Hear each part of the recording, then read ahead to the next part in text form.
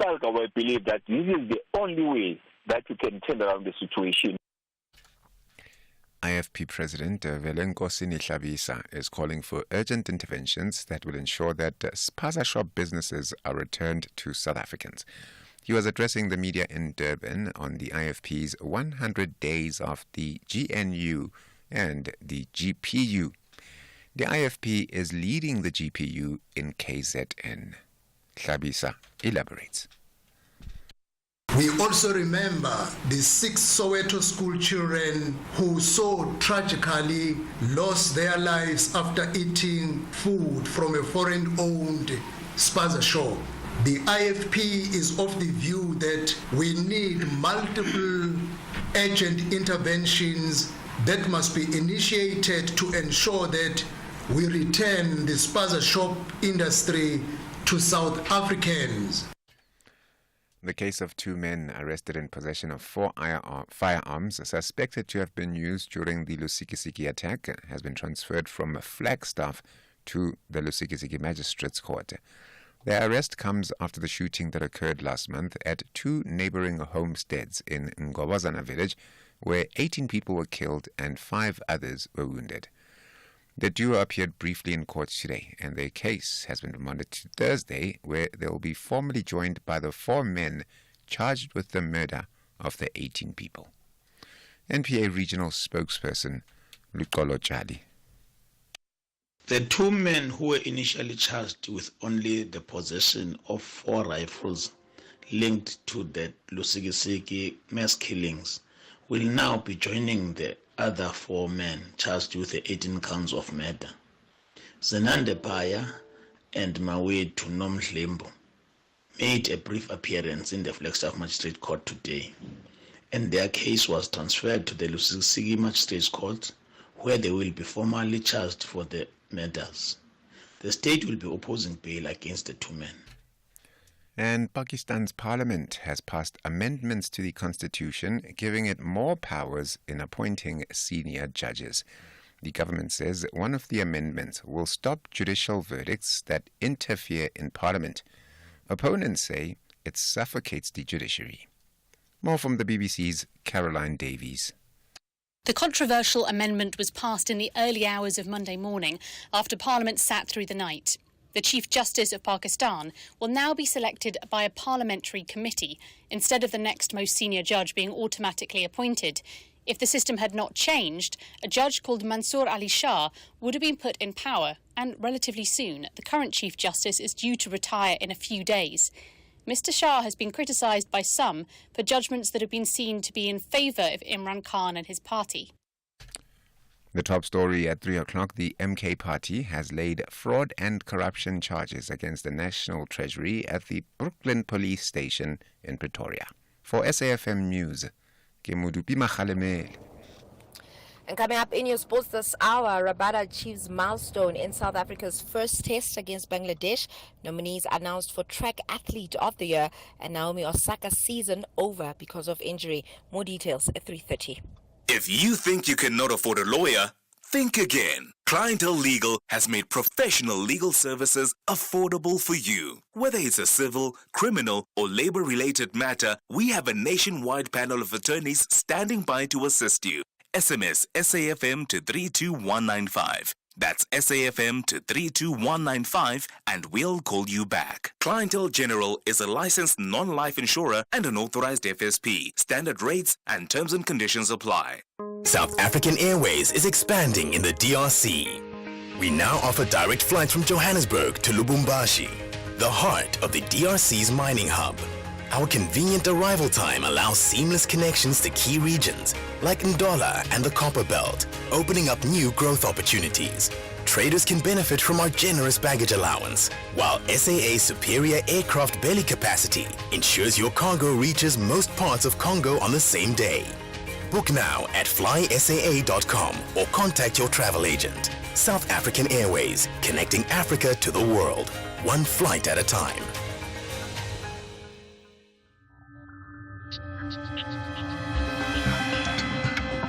The National Pulse with Ashraf Garda on SAFM. You're listening to the National Pulse. Weekdays, 3 to 6 p.m. So what moves the National Pulse today? We'll certainly talk about many of the issues. We'll chat to Athol Williams later on, winner of the Social Justice Champion of the Year award, but that comes up much later on. You probably may want to touch on that DA issue of them losing their case against President Ramaphosa in his address to the nation a few days before the election, and they felt it was effectively pushing a party line. We'll certainly talk about that. I wonder whether you have any thoughts on the cricket team. I'm so disappointed, really. I mean, I can tell you now, I watched every ball of the 40 overs between the two teams on Sunday in the absolute hope that South Africa will finally deliver a cricket world champion winning team. Until about 50 for no, we were very, very much in the game. So that is one of them. And then, of course, there's this bad weather that's plagued many parts of South Africa. And I mean, certainly Gauteng, not just cold weather, but stormy weather, like besides rains, which is typical for this time of the year. But I'm talking about really windy weather that's more akin to being, in Gqeberha on the coast or somewhere in Cape Town, something like that. And we found roofs have been blown off. Trees have fallen, and there's been sails that have all just collapsed. I'm looking at some of the branches of the trees at home, and I wonder whether I've seen the last of it when I get back there. So, you have an opinion? Let me know. You certainly can call in 086 000 2032, 086 000 2032. WhatsApp or voice note, you can send a text or a message, a text or voice note form. 0614 104 107. And just because it's a Monday, again, always good for you to connect and tell me where you are, and send us a picture of your dial, dial locked into SFM. And talking about that, so I was with a taxi driver today, e-hailing driver today, and I can tell you now, we had a conversation, and many may be aware, of course, I've been abroad, Toronto, Montreal and London over the previous 3 weeks. And then, of course, you use taxis a lot more than you would use here, right? And I just think somehow we minimize the importance of the role of a taxi driver in terms of setting the agenda of a city. That means the taxi driver's ability to influence what you do. So what I'm saying is this: a taxi driver is not just someone who drives a car to take you from place A to place B. That person is your quick snapshot to a city, especially when you're traveling from outside that city or outside that country. Who are you going to get the information from? What's your city like? What's your country like? That taxi driver will tell you. And then he or she will tell you about the politics of that country. He will tell you about the people that live in. He will tell you about things, or she will tell you about things that they don't like in the country. They will tell you about leadership and what they'd like to change, and if they come from outside the country, because in many cases, not just in South Africa, but in many other parts of the world, many of the taxi drivers are foreign nationals, right? So the immigrants, they will tell you about their families back home. So what am I saying? If you want a snapshot of a country or a city, get into a taxi and speak to a taxi driver. That's the first thing. The flip side of that is this: it's about time we, and those of us who are concerned about the national brand, and I certainly am, maybe need to set in place a project so that taxi drivers, not just driving, are fully proficient, in this case, in understanding the country that they're in, so they can even talk more, particularly when they're speaking to people who are visiting the country. They have that important a role to play. So maybe, what do you think? Okay, well, that's certainly my point. I wonder whether that's your point too. Let's talk about some of the big issues that affect us. You may be aware of this. Earlier today, the Electoral Court dismissed the DA's application that argued that President Ramaphosa's State of the Nation address, or a type of nation address, just before the election was an abuse of state resources. They felt at that time, you may remember, that just before the election, taking up that position, coming across as a State of the Nation address, is effectively a plug for his position as the president, not just of the country, but the president of his party, and that's a huge thing. Well, as we know, Politically, it didn't help because the ANC did not do well at all. So they thought he was taking advantage. It didn't work for him, if that was the case. But very importantly, the Electoral Court has dismissed that application as well. So let's understand what that really means with Thembelani Mazibuko, who's the senior researcher at the Electoral Institute for Sustainable Democracy in Africa. Thembelani, good chatting to you. You are now connected to the National Pulse. Good afternoon, Ashraf. Happy to be here. Thank you so much. Right. Are you surprised by the ruling? I'm not surprised by the ruling, although you could understand some of the arguments made by the Democratic Alliance. However, in the final analysis, it does have to be understood that President Ramaphosa is the president of the country and is also the head of state. And as a head of state, he is entitled to periodically make addresses, as he has done a number of occasions, such as COVID. Going into an election is a very big national moment, and therefore to speak to the nation on the state of readiness of the country is par for the course, which in terms of what a president can or cannot do. Of course, the DA's argument wasn't just that he can't deliver a State of the Nation address or an address to the nation at any time, but a few days before the election really symbolically is very powerful in your ability to influence the electorate, the voters, in a way that no other politician can do. I mean, that's a point, isn't it? And that's exactly what I said at the beginning of our conversation, is that there is an argument to be made. However, the learned judges of the Electoral Court found that the president did not violate the Electoral Act as well as the Electoral Code of Conduct. Look, Ashraf, it is a blurred line in terms of these types of issues. Because someone may argue that a president of the country who is still the president or a premier of a province, by going to a campaign with their cars that are funded and bodyguards that are funded and paid for by the state, then you can make the arguments that constitutes as an abuse of state resources, because presidential taxpayers' money is being used to funnel a president to a party event. So using that logic, one may also argue that a president's details constitutes funding, constitutes undue taxpayers' resources. So the courts did come to this conclusion that as a president, even at this particular time, it does not constitute undue electioneering. Given what was said in the speech, and the president obviously cannot help the fact that an election does happen in this time period. You can't make a speech like this maybe 3 months before, because the election is too far ahead, and you can't assess the state of readiness 3 months before. All right, so now, we know that the Electoral Court has dismissed that application, which means they agree with what you've just said, or maybe you've agreed with what they've said, right? Did the DA respond to that? I'm trying to see what they may have said just subsequently. The DA has not, from my knowledge, as of yet responded. The DA's only comments is in their papers, where they argue essentially that in speaking about the achievements of the sixth administration, you are therefore constituting as a campaign. But in terms of afterwards, I'm not aware that the DA has made a statement. Yeah.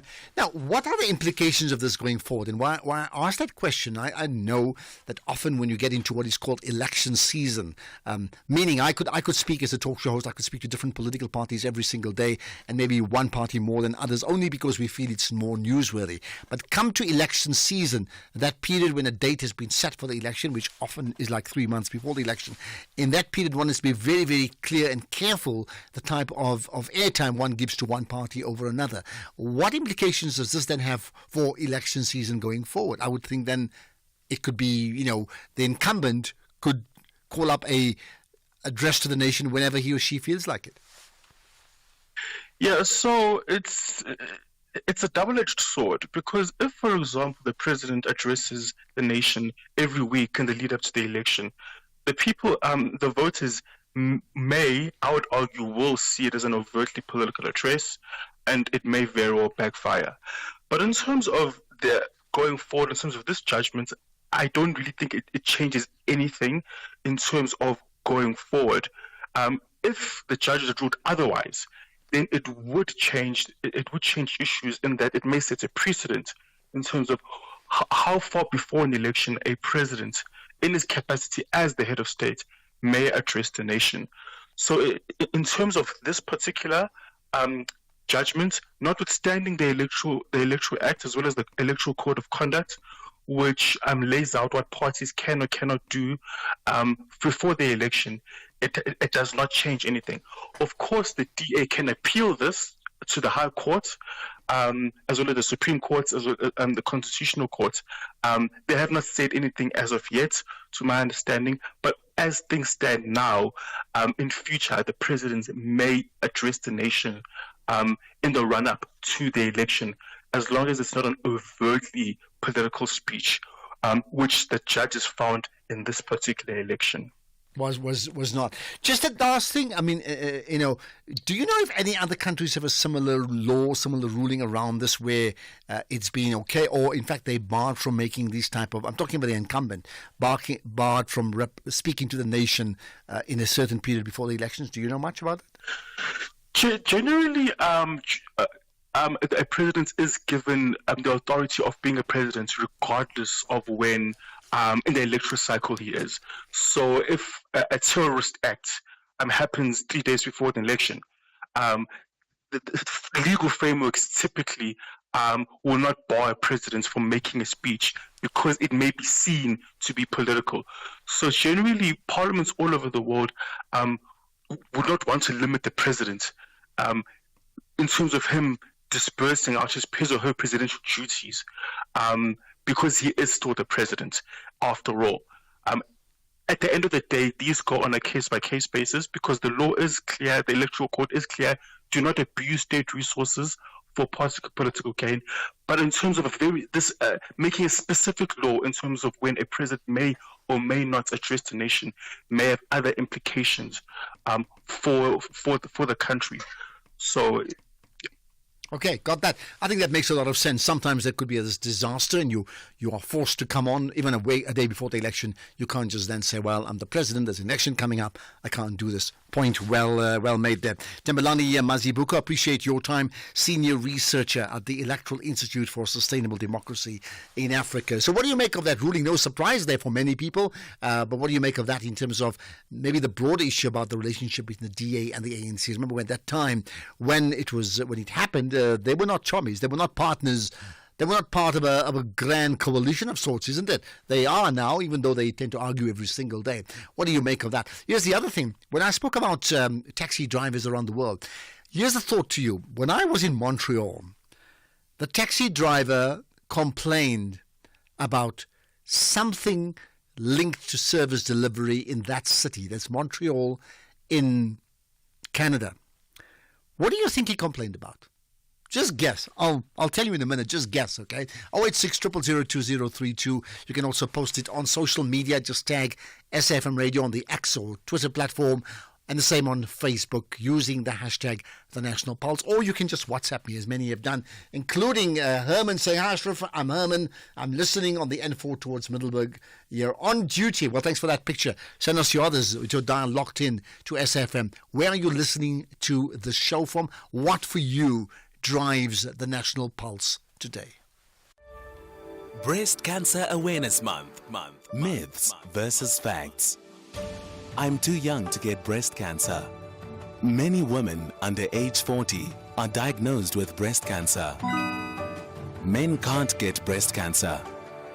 1 in 922 men have a lifetime risk of breast cancer. I have never had children and can therefore not get breast cancer. Women who haven't had children or only had them after 30 have an increased risk of breast cancer. Breast Cancer Awareness Month on SAFM. The National Pulse, weekdays, 3 to 6 p.m. Okay, tell me what you think. What do you think the taxi driver in Montreal complained about regarding service delivery in that city? That is something that we can resonate with. Let's talk about, as part of our Global Watch feature, do you know it's 13 years now? 13 years yesterday, I understand, since the Libyan leader, Muammar Gaddafi, was captured and killed in his hometown of Sirte, right? So, 13 years later, lots of thoughts to think about, like what happened to him from a position of absolute power for himself and maybe wealth, but also ensure that the country was debt-free, so I understand, to a position of where that country is right now. Ibrahim Dean with me, who's a political analyst and independent researcher. Ibrahim, appreciate your time. You are now plugged into the National Pulse. Thanks for having me. Thank you. So maybe let's take a step back firstly. What was the position that led to Muammar Gaddafi being captured and then effectively executed, right, 13 years ago? I think, in looking at Libya, we need to look at the context in 2011. One of the most developed countries in Africa, a country that Anthony Giddens, the famous sociologist, called the Norway of the North. Vast oil oil resources, gold, which were used to, fund educational systems, build the great man-made built dam from the east to the west. But Gaddafi had been in charge for 30 years then. And, he was increasingly dictatorial and in many senses a megalomaniac. In saying so, though, that there was an orchestrated attempt to overthrow him. What started off as an uprising following Tunisia, very quickly turned violent as the UK and France, and later on the US, started funding rebel groupings. By late 2011, the rebels had taken over much of the country, and were then tracking him in Sirte, as you said, found him and then executed him. And we can't even say the rest is history, because the situation in Libya continues to be marred in chaos ever since. So at that time, in him being captured and executed, I would take it was done to solve a problem. What problem did it solve at that time? And in the broader sense, has that problem now been solved, considering we look at sustainability there? So, at the time, he had been in charge for 30 years. And yes, Libya had seen developments, but, there was the propaganda both ways. He wasn't as graceful and gracious a leader as many would claim he was. The killing then ended that part of the conflict where the rebel groupings were trying to, besiege and basically outsmart his forces, which were supported by Algeria. However, ever since what that showed and what has happened since is that it showed that, military power rather than political will, was the way for things to happen. And, following his ouster in 2012, isolation law was passed. That basically defined 36 categories of Gaddafis, and even the people who led the uprising were seen as Gaddafis. So, everyone became, isolated and pushed out or shunned or purged, because obviously if a person is in charge for 30 years, there's going to be people with differing levels of communication and connections. That bill was very contentious, but, many militant groupings besieged Parliament and forced the bill through. And ever since then, the country has been mad in chaos. Initially it was between, the different militia groupings. It then, mutated to, between the East and the West, and still largely is that way between forces aligned to General Khalifa Haftar, and at different stages in the West, between, forces allied to Abdul Hamid Dubeiba at the moment, but earlier Fayaz Siraj. There's been 5 UN processes, calls for elections, and no real ability to, or the inability to actually move the situation forward. Mainly because the weapons, the country is awash with weapons. It still has a lot of resources which are being used to fuel the conflict. And, Libya's or Gaddafi's demise even led to conflicts in Mali, in the Sahel as the Tuareg moved, down south. And, what it showed was that, a military uprising, without a proper political process, without the creation of new institutions, and with, a UN and international community that was very, prejudiced to one side, actually, led to a situation where, what was once the Norway of the North is now, a country where last year 300,000 of its population, required UN aid. And that really is the nub of the story, because, sometimes what's good for political party interests is not good for the citizens of the country. Now, there is that point about him being dictatorial. Many also talk about him being this benevolent dictator, but a dictator anyway, who ruled in his own authoritative way anyway. But in terms of what we talk about in South Africa, men or women on the street, how does it change the daily lives of people? The daily lives of Libyans have changed dramatically in all this period, isn't it? Yes, it's much worse. We just have to look at GDP numbers. GDP numbers before his ouster was at 11,000. It's now only reaching that stage 14 years later. Healthcare was quite significant and quite strong in Libya prior to Gaddafi. The educational system, those have collapsed. Tribal divisions have, and that's even more significant, have calcified. We've seen migrants and racism increase over the past, half a decade. So, the situation on the ground for the average Libyan is worse off now than it was in 2011. I think the big failure is institutions. That, the idea is if you remove a dictator who has been in charge for 30 years, all the institutions are built around him. There needs to be a simultaneous process to actually build up these institutions. Much of the international community, at least in initial stages, left it and thought nothing would happen, and that was the end.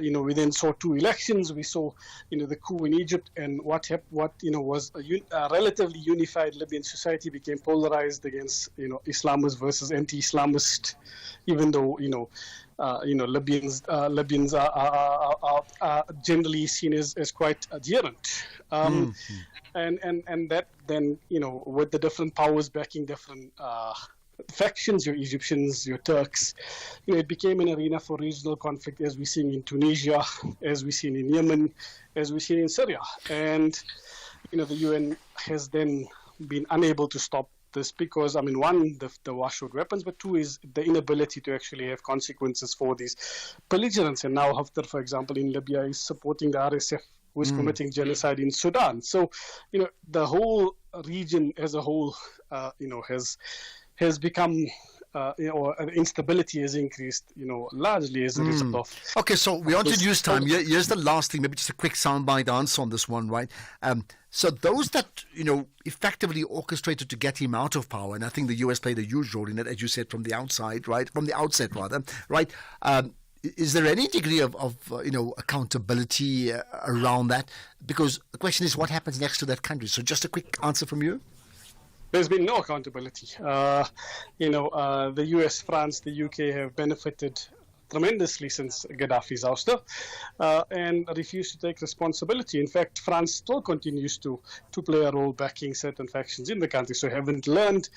And, I guess until there's a UN Security Council that actually works, it's unlikely that any real blame, acknowledgement, repercussions will be felt. Let's leave it at that. We won't even get to the role of the African Union as well. Appreciate your time and certainly very important insights on this from Ibrahim Deen, who's a political analyst and independent researcher, talking about Libya 13 years after not just the ousting but the execution of the former leader of Libya, Muammar Gaddafi. 3:30 is the news headlines with Madupi. Thank you very much, Mr. G, and a very good afternoon. In your headlines this hour, Eskom says the introduction of the new electricity vending codes for prepaid meters has progressed with minimal issues. The MK Party has laid fraud and corruption charges against the National Treasury at the Brooklyn Police Station in Pretoria. And the US-based Turkish cleric Fethullah Gulen has died in exile, aged 83. And those are your headlines. Details of these and other stories, 4 o'clock. SAFM, guiding you through the rush hour traffic.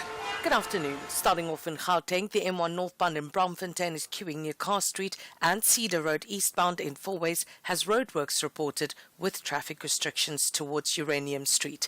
In KZN, the N3 eastbound in Howick is slow moving at Maryvale. In Pietermaritzburg on the N3 southbound, a truck crash reported at Town Hill has been cleared, the roadway's been opened. And the N3 eastbound has a stationary truck reported just before Peter Brown Drive exit. In Cape Town, the N1 outbound has a crash reported as well as stationary vehicle just before Jiptiaga Avenue. The M3 southbound is slow moving towards Rhodes Drive. Victoria Road is slow moving through Camps Bay, and Baden-Powell Drive in Muizenberg has sand at Coastal Park reported, so please proceed with care. With your traffic update, I'm Irma G. This is SAFM Sports with Tuming Khapele. We're fine. Right, to me, what's the big sports stories on a crazy, topsy-turvy, emotional weekend? Oh man, just talking about that final, the Proteas women final between South Africa and New Zealand. That was definitely heartbreaking. But we are starting with cricket, even though we're not talking about the Proteas women, but I'm still proud of them nonetheless. But from one national team to the next, where Kagiso Rabada has become the 6th SA bowler to take 300 wickets. He joins the likes of Dale Steyn, Sean Pollock, Monet Morkel, Makhaya Ntini and Alan Donald on the elite list. Rabada is also the 3rd fastest bowler after Steyn and Donald to take 300 wickets in a 5-day format, achieving this in just his 65th test. This is what he had to say after that match.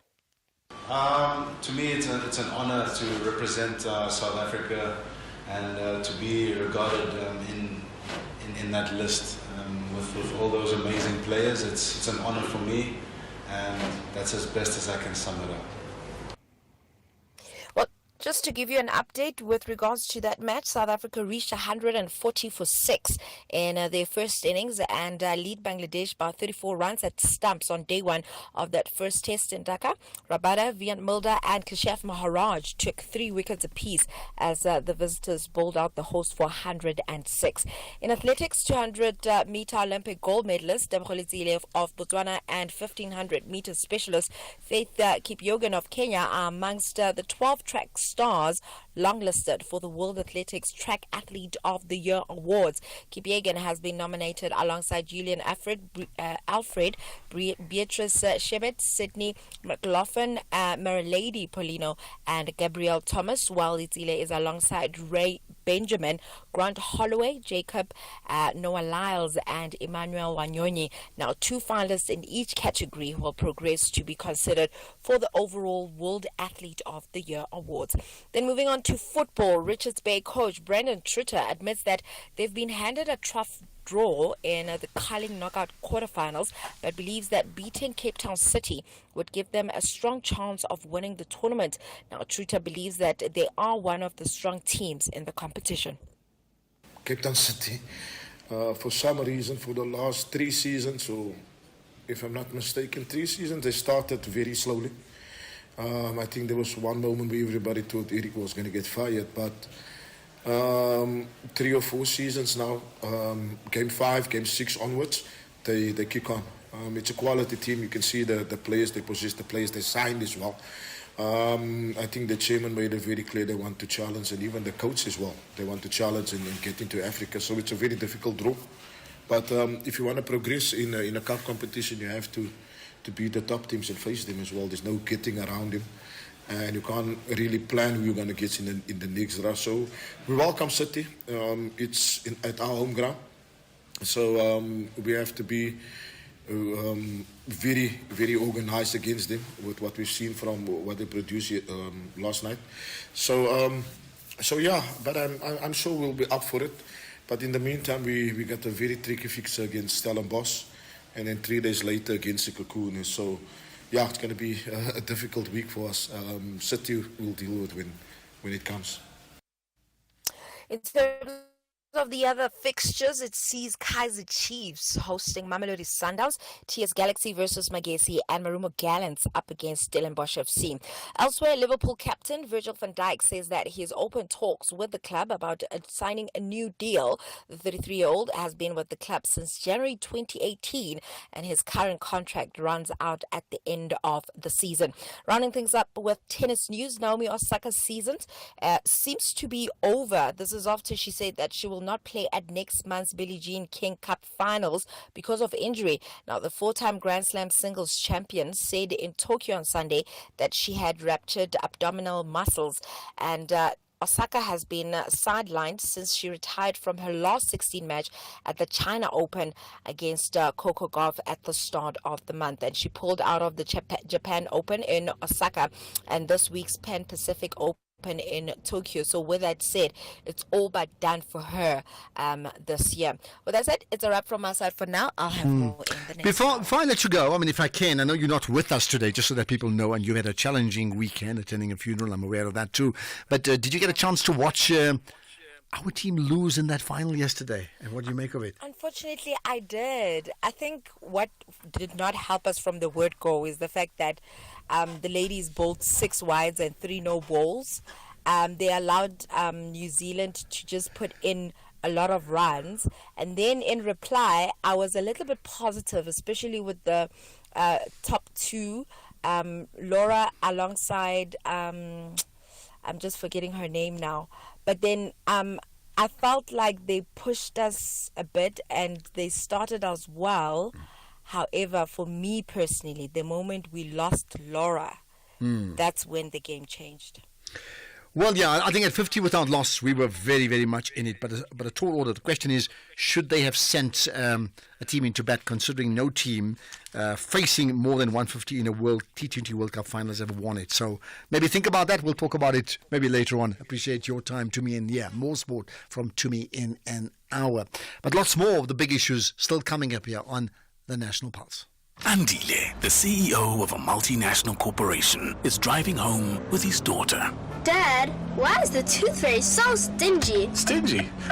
Well, she makes sure everyone gets something. Does every electrical company get something? Yes, they're covered by Old Mutual Corporate's employee benefits. Even Abdul? Of course, he gets retirement benefits. And Sisampo on that big machine. She gets group risk cover if that big machine hurts her. Wow, that's amazing, Dad. Visit oldmutual.co.za/employee benefits and go from questions to solutions for your employees with Old Mutual Corporate. Old Mutual Life Assurance Company SA Limited is a licensed FSP and life insurer. T's and C's apply. Fizzy drinks and fruit juices are making our kids sick. Sugar is dumped into their bodies with every sip, leading to obesity, heart disease, and diabetes as they get older. We need to protect our kids from all sugary drinks. Demand a stronger health promotion levy now. Sign the petition on heala.org. That's HEALA.org. So why should I use We Buy Cars if I want to sell my vehicle? Because We Buy Cars buys cars. But will I get the right price? Of course. We Buy Cars buys thousands of vehicles and knows exactly what every vehicle is worth. Their buyers deliver exceptional service and pay you immediately. And how do I know what they'll pay for my vehicle? It's easy. Visit webuycars.co.za or use the We Buy Cars app. Follow the simple steps and voila, you'll know your car's value in no time. We Buy Cars. Quick, easy, the best. SAFM. Prime time all day long. So I've been saying earlier on about what did you think of the taxi driver in Montreal? If he complained about service delivery, something that's very linked to all of us, what do you think he would be speaking about? So I see Bongiwe saying, Ashraf, did the taxi driver complain about healthcare? Now, why would he complain about healthcare in Montreal? No, he did not. But what he did complain about is like, you know, sir, we have far too many potholes in Montreal. And I just laughed, okay? There we are. Ashraf, good afternoon. It's Clinton here. Ashraf, you are absolutely spot on. When we arrived last year in Paris, in France, the Uber driver really he made it work. He made it work our stay, because really it gives us a lot of tips as to what to do, what not to do, what to check out. But yes, you're actually spot on, because taxi drivers often at times we don't give them the credit which is due to them. But yes, nice to hear your voice again, Ashraf. Thank you, much appreciated. Well, there we are. I think SA Tourism, especially taxi drivers that are able to fetch and commute with foreign nationals from, well, outside the city or outside a city, so Cape Town, Joburg, or certainly outside your country. I think, yeah, if I were SA Tourism, I know exactly what I would be doing. Hey, Ashraf, I think the intention of that State of the Nation address was actually to sway the electorate, I mean, the little that was left to vote for the ANC, like last minute change of mind type of a situation. But I must say that he did not read the country's temperature, because for me, I keep track of these achievements, and I was just left annoyed because some of it was not true. When you say 1 + 1 is 2, it's 2. It can never be 11. So he did not read the room. Thanks, Sisbongi here. Thanks, Sisbongi. Well, you may be right about the fact that if that was the intention, and we don't know, if that was the intention, it even drove more voters away based upon the fact of the ANC's disappointing performance at the 2024 election. In terms of you saying read the mood of the nation, I'm going to correct you. We can say he was out of touch with the pulse of the nation, only because the show is called The National Pulse. I really appreciate your call. Thank you so much for that. Okay, we're going to now connect with Hannes Bezuidenhout, the Vice President of Sales for Africa at SumSub. You're going to help me with that one there. I just want to check if Keith can give me the go ahead that we've got it down there. Yeah, we do. So here's the thought, okay? One thing, we're talking about matric now, and we'll talk about matric exams in a moment, but, the broader issue about being able to study and to improve yourself is the issue of the importance of digital learning in whatever else you do. So what then is digital exclusion, and what about it that's so important? So let's find out from Hannes Bezuidenhout, because there's some important numbers around that should be a cause for concern. Hannes, appreciate your time. Thanks for joining us. Hi, Ashraf, and thanks for having me. Thank you. How do I pronounce it? Is it SumSub? Sounds like SumSub. Hey? SumSub. SumSub. Okay, fine. Got that. Yeah. Okay. Tell me about your verification platform that has got these figures around the numbers of people who are digitally excluded. Great. So SumSub is a full cycle verification platform. So for the listeners out there, basically when you sign up for a bank account or any application, and they require you to take a photo of yourself and your ID document, we're that part of the user journey and more. So when you pass that journey, down the road, we also check, is there any triggers? Is there any fraudulent activity against your name?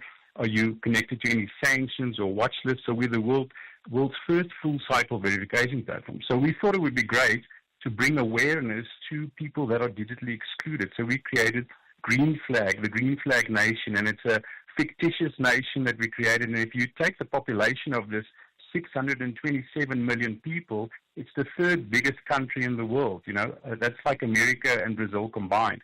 So it's just to show you the mass of people that are digitally excluded from, these type of access to applications. Tell me more about the numbers of exclusion, and very importantly, what is the impact of that exclusion? Great. So if you go visit the website that we created just for this awareness, greenflag.me, we've got a white paper and it explains how we got to these numbers. But it's a good question that you asked. The first problem is ID problems. People may need help because their identity documents are non-standard or they're outdated or lost. I mean, you guys remember these green ID books that some of us still have. I still have mine. It's pretty nice for the first couple of weeks, and then you forget it in the laundry, and then it looks like it's a fraudulent document. So 243 million people globally are affected by this. Followed by digital literacy, that's 219 people. So these are people that are left behind due to a lack of skills to navigate these digital platforms that are out there. And then following that is people with physical appearance changes, so that they've got challenges in verification process because their appearance differs from their ID photos, or due to medical conditions or an accident that they had. And then lastly was the country of origin. 70 million people are excluded just because their country is deemed as high risk. And that's how we got to the 627 million people. And that's a huge number. So, I mean, what then needs to be done about it? Like, what needs to be done? Who needs to be doing it? Well, I think it's a blend of regulatory bodies, governments, businesses, and ID verification platform providers like ourselves holding hands, creating applications. In Africa especially, helping, get people connected to the internet and getting them to use these apps and showing them, not just giving them the app, but showing how to navigate these apps. Someone can download a banking app quite easily, but by educating them, it makes it so much easier for them to interact with this map. And then also the digital solutions that are provided. SumSub has a great solution called non-doc verification. We don't even need an ID document anymore. We take a photo of you, or you take a photo of yourself, and you type in your ID number and we check it against a database. Gone are those days that you really need a physical document in your hands. Well, absolutely. So, I mean, and I've had many experiences that traveling on my trip abroad just recently, but I'll talk about it some other time. But here's the important part, maybe just finally. Do I take it that the more we have this digital exclusion, and I'll bring it back to South Africa specifically because we're talking about our country right now, the more the country becomes unproductive or we become less productive, depends how you want to take it, but very importantly, the less the people who are, excluded are effectively going to find themselves hundreds of meters behind in a 400 meters race to be top-notch at their game, and that is hugely problematic. Yes, that is. But I mean, if you look at the losses now, it's not just a financial loss. There's a social implication to it as well. But currently we're sitting on $1.75 trillion. That's more than 30 million rand globally. And by 2028, that's going to double. So if we don't make a plan to address this issue, it's just the digital divide is going to get bigger. So that's a great observation you made there. Okay. Anything else you'd like to share that you think is really important here? I just want to point the people to greenflag.me. That's our website, and there's a great video to show what Green Flag Nation is, and also there's a white paper for them to download. I mean, identity verification is at the heart of digital exclusion. Absolutely. Let's leave it at that. I appreciate your time. Hannes Bezuidenhout, the Vice President of Sales for Africa at SumSub, SUB, and there we are. 627 million people around the world face barriers or are excluded effectively from impacting or assessing, in this case, essential digital services. That is a big deal, I can tell you now. It's like being unable to read, from grade 1 onwards and expecting people to come through at matric level to be at the same level. They are a terrible, terrible disadvantage. Well, we do talk about a unique take on the matric exams right after this. And we went on a water safari, and Mom spotted a hippo, and it said, "Grrr." There is a place where you can see wonder and the wild, with breathtaking scenery and endless landscapes. Enjoy good food and embrace great taste. And the next day we went to the reed dance. I saw the maidens handing over reeds to the mighty Zulu king, and the Zulu warriors chanting, "Baye!" Explore all this and more in the magical Zulu Kingdom.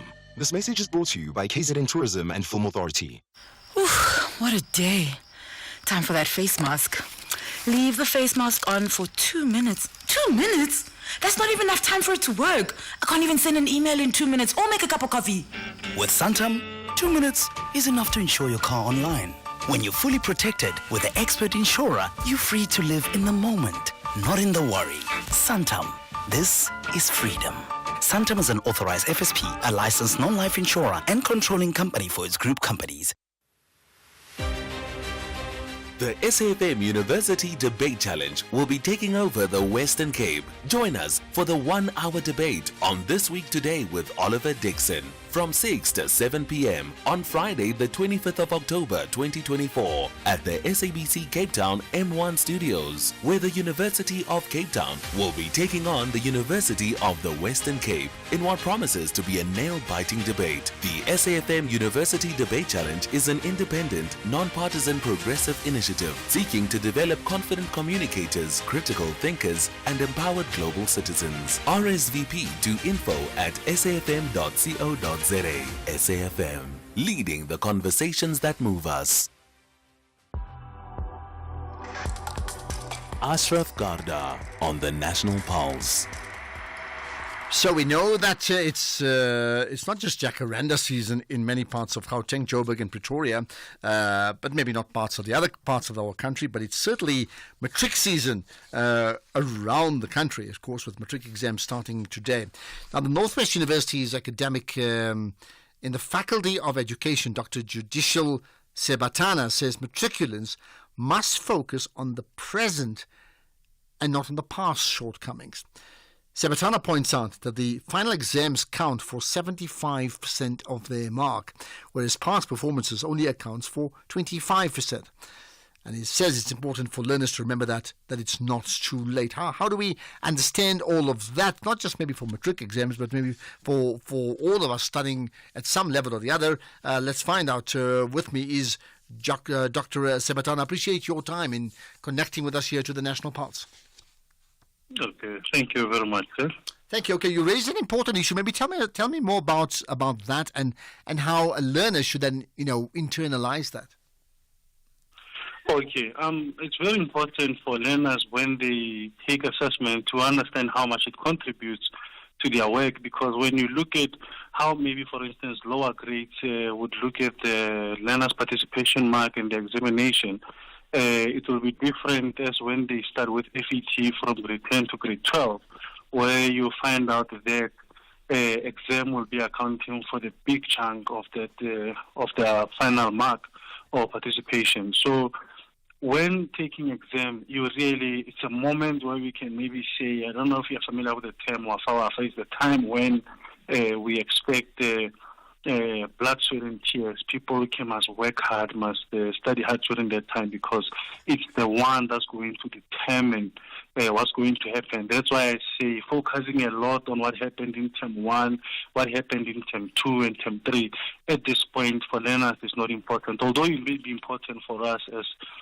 people who are in education, for district, to determine, to look at the trajectory of the learners. But at this point, what matters right now is this is the moment which they have been waiting for. Just because they have been, maybe some may not have been doing well in the previous terms, it does not mean that it's obvious they will not do well in this examination. So it's time to focus. I mean, I think that's a good point. On the other hand, the fact that they haven't done well over that period is a barometer of how they've been performing all through the last few months. And I mean, you tell me, how often does it happen where a person gets, say, a 40% till September and suddenly shoots up to 70, 80% in October? I would think not, isn't it? Yes, definitely. When we usually start even at the beginning of the year, when you look at when we write the first term test, it's just a school-based assessment in March. I always say to students or to learners, that's the time which it's possible to actually get 100% in the test, because you're only doing maybe, let's say, 2 units or 2 topics or 2 chapters. But as the year goes, now you are increasing the workload.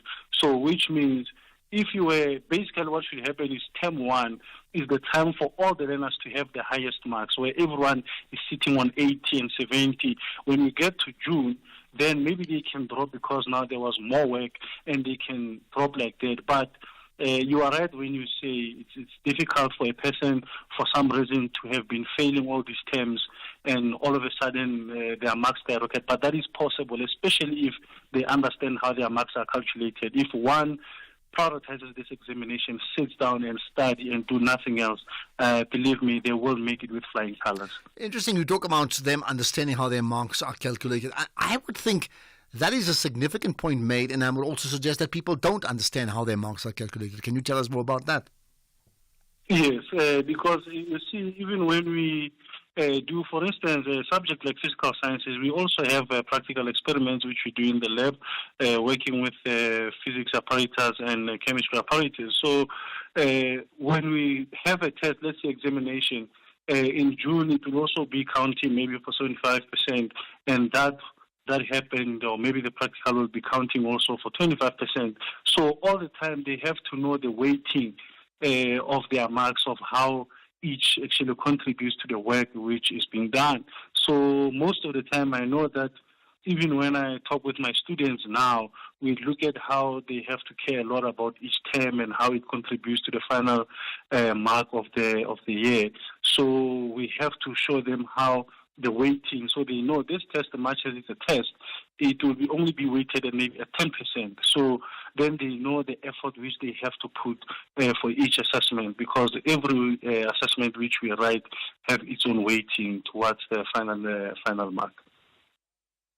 Here's the last thing, right? Let's say a student has been underperforming, so I'm using the example of the 40% over the year, and they understand how marks are calculated, but generally they have struggled with that subject, right? And now the exam is like imminent, it's on their doorstep, not just English today, but whatever else they're writing, okay? What for you is your advice for them to in a very short period of time, to create their own turnaround strategy for them to be able to pass that exam, keeping in mind that they have not done well in an exam before? Okay. I have 2 points which I would state in this in such a case. First of all, learners should focus more on topics which are more easier and they can easily answer to, because most of the times you see learners focusing on a topic that they do not get, they have been failing throughout, and the topics that they know, they only want to study them on the day maybe of examination even, but that is not going to work. You have to know the same. When you talk about things like definitions, stating the laws, and knowing each formula for a particular question, that is the one that's going to get you to pass. And secondly, they have to try, a person must have at least, if they say they could not get a lot, one question paper which they have to study with that question paper, know how the examiner asks this type of question, and know how the examiner wants this type of question answered. Because online you can access questions, past papers, and their memorandum. So you are able to see how this question must be answered. So if they grasp, imagine if that paper appears in the exam exactly as you studied it, they will be able to nail it, and therefore will be sitting there with the top learners in the country. Well, it's a good point. Understanding the language of the question or the questionnaire. In this case, even if the language is not English, but it could be mathematics. There's a language in terms of the way it's being done, and that's pronounced by the person in charge, in this case here, the judicial, or Dr. Judicial Sabatana. I can't argue with you on that. Northwest University's academic in the Faculty of Education. In fact, there's a quick comment about Gaddafi. Hi, Ashraf. Siabinga here. I just want to find out, ask your guest actually, because there has been rumors going around saying that the reason actually why Gaddafi was killed is because he wanted one currency for Africa that would challenge the dominance of the US currency. Please ask your guest, how far true is that? Thank you. Okay, thank you. Well, as you know, my guest is long gone. I don't know what the actual reason is, but I do know two things that he spoke about extensively. He did speak about an African currency. Absolutely. I've certainly heard that on many occasions. And he also spoke about an African union of a country like the EU where there are no borders in terms of people crisscrossing. So the idea of passports and visas for Africans completely out. And he made that point extensively because he wanted to push out the point of an African first agenda for the world. Now, whether that was the reason why he was executed or effectively toppled off his throne, I don't really know. We'll find out maybe. 4 o'clock, let's get the news. Yes, Madupi.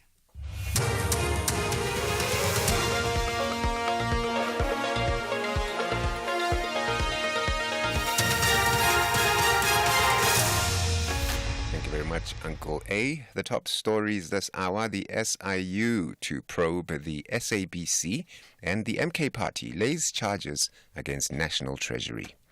A very good afternoon. The SIU has received the green light to probe allegations of corruption and maladministration in the agreement between the SABC and the Gupta-owned TNA Media over the TNA breakfast briefings. This comes after President Cyril Ramaphosa signed a proclamation authorizing the SIU to investigate serious maladministration in connection with the affairs of the SABC in respect to the TNA briefings, which are hosted and broadcasted by the SABC and allegedly funded by state institutions. SIU spokesperson Kaiser Khanyago. Proclamation 206 authorizes the SIU to investigate serious maladministration in connection with the affairs of the SABC in respect of the TNA briefings, as well as serious maladministration in connection with the affairs of ESCOM, Transnet, Petro SA, South African Airways, and the Department of Human Settlement. The investigation will focus on whether the agreement between the SABC and TNA was concluded in a manner that is not fair, competitive, transparent, equitable, or cost-effective, or in violation of applicable legislation, guidelines, or instruction note from the National Treasury and related authorities. ESCOM says the introduction of the new electricity vending codes for prepaid meters has progressed with minimal issues. The power utility says, however, Gauteng, Limpopo and KZN have been slower in implementing the meter's key change code. Prepaid electricity customers have until the 24th of November before the lifespan of the current vending codes of meters will expire. ESCOM is urging prepaid customers to update their meters before the deadline. The MK Party has laid fraud and corruption charges against the National Treasury at the Brooklyn Police Station in Pretoria. This is in relation to the failed Integrated Financial Management System. The IMFS contract, which was awarded in 2017, involved the purchase of a system from the IT company Oracle with the promise of integration and improvements in municipal finances. To date, the system has not been utilized and has cost the South African taxpayers millions. MK Party parliamentarian Des van Rooyen. No, look, now because we are dealing with a ministry, so here we are saying the executive authority as well as the accounting officer must account to the nation about what happened, and that goes also to the leadership of Oracle, that goes also to the leadership of SITA. And we think the investigation that will be conducted by our law enforcement agents will exactly who were behind this irregular expenditure. Here we are speaking of quite a substantial amount of money. The case against Pastor Paseka Mboro Motsweneng and his co-accused has been postponed to the 11th of November in the Palm Ridge Magistrates Court on Gauteng's East Rand. The trio were arrested in August this year after a viral video showed them storming a school in Katlehong, wielding pangas. Magistrate Ipfi Mamburu dismissed the state's application to amend Motsweneng's bail conditions. This after the state submitted an affidavit in which Margaret Malaza, the maternal grandmother of the two children who were forcibly removed from the school by Motsweneng, told the court that she feels threatened because Motsweneng mentioned her as the person who burnt his church during media interviews. The state had argued for additional bail conditions to be put in place against Motsweneng, but Mamburu dismissed the application.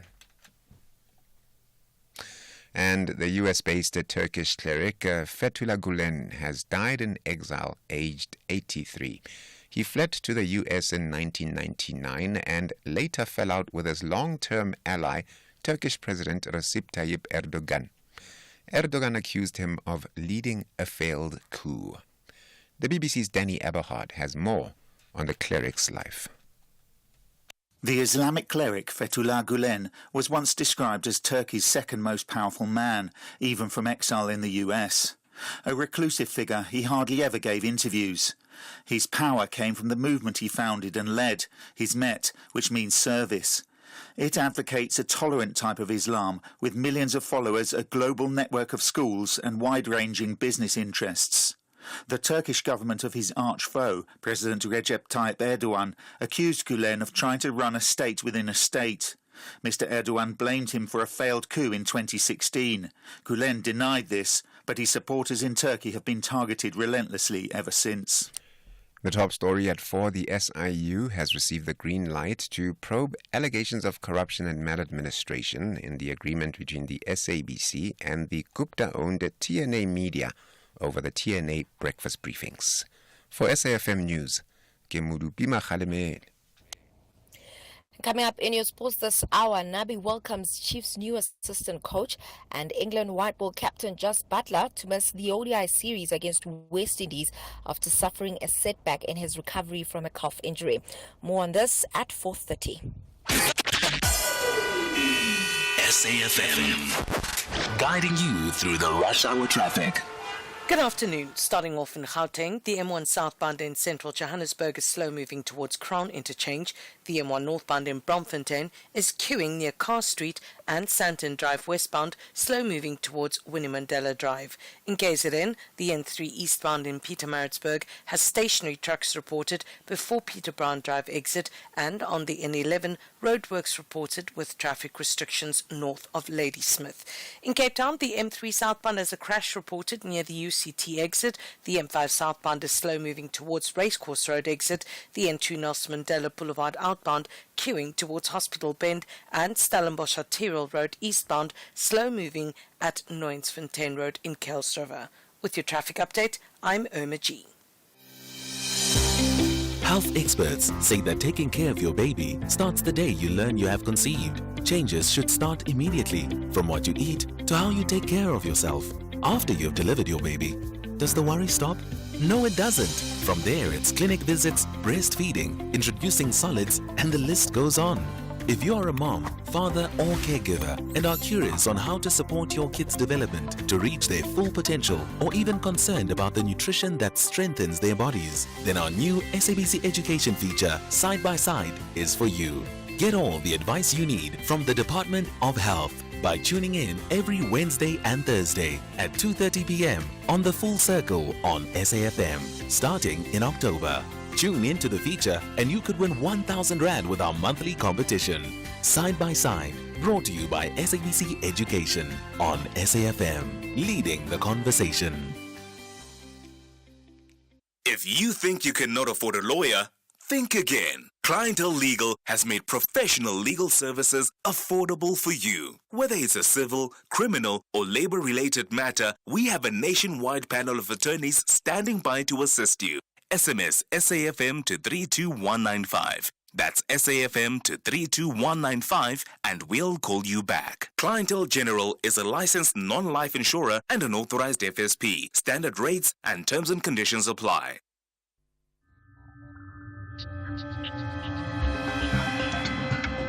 The National Pulse with Ashraf Garda on SAFM. You're listening to the National Pulse, weekdays 3 to 6 p.m. So what for you drives the National Pulse today? Is it the fact that the matrics are starting to write the exams as they've just done already? Is it that? Is it digital exclusion? Is it the DA's position regarding the president's speech when he addressed the nation a few days before the elections was what they felt was unfair? That application was turned down by the Electoral Court. Is that an issue that for you drives the National Pulse? What about those stormy weather we've had in some parts of the Gauteng region? Is that an issue? What about the issue of the former mayor of Johannesburg who was arrested on Friday? That's one thing. On allegations of corrupt dealings regarding a funeral service of sort. That's one thing. But the other is that his social media posts of yesterday, where he's been pronouncing on many things, and he spoke about the fact that he was that black people are on the wrong side of the law, and he touched on that and also gave a weather report. What do you make of all of that? I'd certainly like to get your thoughts on that too, right? Well, what about the king of the United Kingdom? So he's in Australia, remember? And when I was at the One Young World Conference in Montreal, Canada, I've touched on this before, that certainly the Canadians feel very strongly about what they call First Nation, the people who lived in that country. So whenever they have these official meetings, and the same thing happened at One Young World, they will pronounce about the fact that we want to identify that we, assuming there could be people of English speaking, are the visitors here, but the First Nation would be the original inhabitants. In that case, let's call them Native Canadians, or often like Mohawks in terms of the tribes, right? So they made that point very, very often. Now we find that King Charles, then in Australia, he then faced shouts of "You are not my king" from an independent senator. That's after he just addressed the Australians at Parliament House. And the person in question is Lydia Thorpe, who has an Aboriginal background, so Aboriginal Australian woman. She interrupted the ceremony just as he ended And then she was escorted away. But she made the point often about, you are not my king. And she also threw in the word genocide and an apology as well. But don't take my word for it. Hear this. You committed genocide against our people. Give us our land back. Give us what you stole from us. Our bones, our skulls, our babies, our people. You destroyed our land. Give us a treaty. We want a treaty in this country. You want a genocide. This is not your land. This is not your land. You are not my king. You are not our king.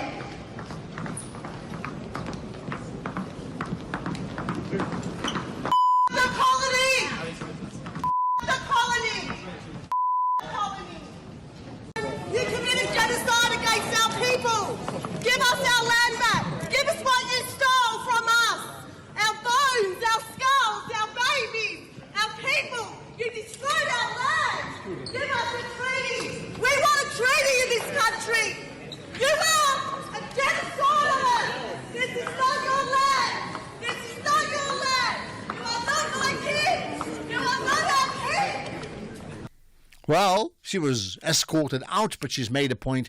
This is not your land. Give us back our land. You are not my king, which she has made more than once.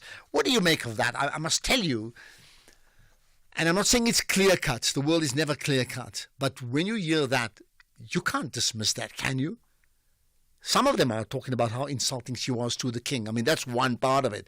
But can you dismiss the points that she's making, keeping in mind how that country was formed in the first place and how the Canadians talk about them being the First Nation and how we can refer to First Nation people across the world? You can't just dismiss it as if that just happened. And if they're still living there, nobody's talking about driving anybody out of anywhere. But what about the compensation, especially when they come from other countries and they only came there because those countries were able to get into a position of influence in these new countries and therefore take over those countries and ensure people, when they, as you know, with Australia, understanding it was a penal colony of sorts. So they sent people from, mainly from Ireland, I would think more than even English people, to Australia as this penal country prison of sorts to solve one problem by sorting out another problem of sorts and creating an even bigger problem. I certainly would like to know. Let's talk about back home and 100 days of the GNU as per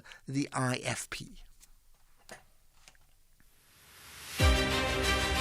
The SAFM University Debate Challenge will be taking over the Western Cape. Join us for the 1-hour debate on This Week Today with Oliver Dixon from 6 to 7 p.m. on Friday, the 25th of October 2024 at the SABC Cape Town M1 Studios, where the University of Cape Town will be taking on the University of the Western Cape in what promises to be a nail-biting debate. The SAFM University Debate Challenge is an independent, non-partisan progressive initiative seeking to develop confident communicators, critical thinkers, and empowered global citizens. RSVP to info@safm.co.za. SAFM, leading the conversations that move us.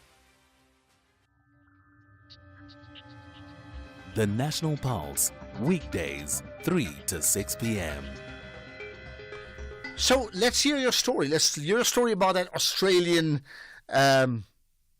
Senate MP's attack on the King. What do you think? Now, how about you calling in, especially first-time callers? And I can tell you what, I often bump into people who sit on the fence the whole day. It's like, I listen to your show every day, and they never say, they never want to express themselves. I want to hear what you have to say. 086 000 2032. So young, old, male, female, regular callers too. Not going to dismiss you, but first-time callers, come on. Let me open the lines for you. WhatsApp, you can send us a voice note or text 0614 104 107, right? While you're thinking about that, let's talk about 100 days again. 100 days, as per the IFP, they're reflecting on 100 days of the GNU, 100 days of the GPU.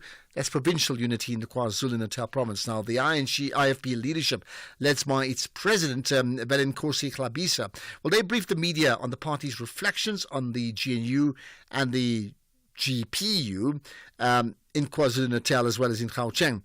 This comes as the GNU, GPU, and many of the parties now reflecting on 100 days in office. Well, this is what he had to say. The IFP has taken note with concern the reports that the Taiwan might be forced from its offices in Pretoria. The said request to move is apparently due to external pressures. The IFP has long been a firm supporter and friend of the people of Taiwan. However, our support and friendship with Taiwan is not an anti-China stance. The IFP, founded on the principles of democracy, solidarity, freedom, and unity in diversity, support Taiwan's aspiration to self-determination. It is reported that the Department of International Relations and Cooperation, DERCO, has threatened to close Taiwan's offices and that there is no room for negotiation. The IFP is concerned by the impact such action will have on the bilateral framework South Africa has enjoyed with Taiwan for the past 26 years. It is this bilateral framework that has allowed South Africa to export millions of dollars worth of goods to Taiwan. In addition to this, Taiwan has made substantial investment in trade, the economy, and technological development in South Africa. As South Africa stands to rebuild, we can ill afford to lose the contributions of Taiwan. It is therefore the IFP's hope that cool heads will prevail and that Taiwan will be allowed to continue to contribute to South Africa's growth and turnaround. We hope that the resolution mechanism built into the machinery of the GNU will allow the matter to be resolved as a matter of urgency. On other matters regarding the GNU, the IFP will remain a voice of reason in the GNU. And let me make it categorically clear that we will not abandon our identity and our beliefs since being part of the GNU. To that end, we will continue to champion Ingonyama Trust as a vehicle to ensure access to land for the majority of our people. We will continue to support Itala Bank to become fully functional so that it can fulfill its intended purpose of empowering the poor and marginalized. We will continue to support traditional leaders. If we expand the roles and functions of traditional leaders, they will be empowered to play a more effective role in support of our democracy. With regards to the deadlock on the NHI and the Bella Act, the IFP is of the view that an opportunity must be created within the GNU to open a dialogue on the policy proposals where we fundamentally differ and find a common ground and a solution. For example, the IFP believes in universal healthcare coverage. However, we think the current prevailing circumstances within our dilapidated healthcare system will not allow the successful rollout of this system. The basics are just not in place to ensure a sustainable implementation of the NHI. We therefore welcome the establishment of a GNU clearinghouse which will deal with policy disagreements within the GNU. The IFP is represented by Comrade Mkhuleko Hlengwa on this structure to deal with all deadlock issues, because as part of the government of national unity, there will be differences, but we will always strive to find a common ground and take our country forward. Right. What do you make of that, as per the president of the Inkatha Freedom Party, that is Velinkosi Hlabisa, pronouncing on generally the workings of the IFP, 100 days, Phala Phala, and as well their position regarding Taiwan and what we've just heard about South Africa and Taiwan and China. It's a complex issue, as often these are, but I'm sure you have an opinion. So let me hear it. WhatsApp, text or voice notes 0614 104 107. Or to call in, Keys will take your calls 086 000 2032. Now, let's talk about the weather. X at SFM Radio and at Ashraf Garda. Tell you what, depends where you are. Nothing fair about the weather. I've just heard it again. I'm referencing some of the countries I've been to. That Toronto today, 23 degrees. Seriously. That is in autumn, and the leaves have already started to fall, but in some places they're not because it's too warm.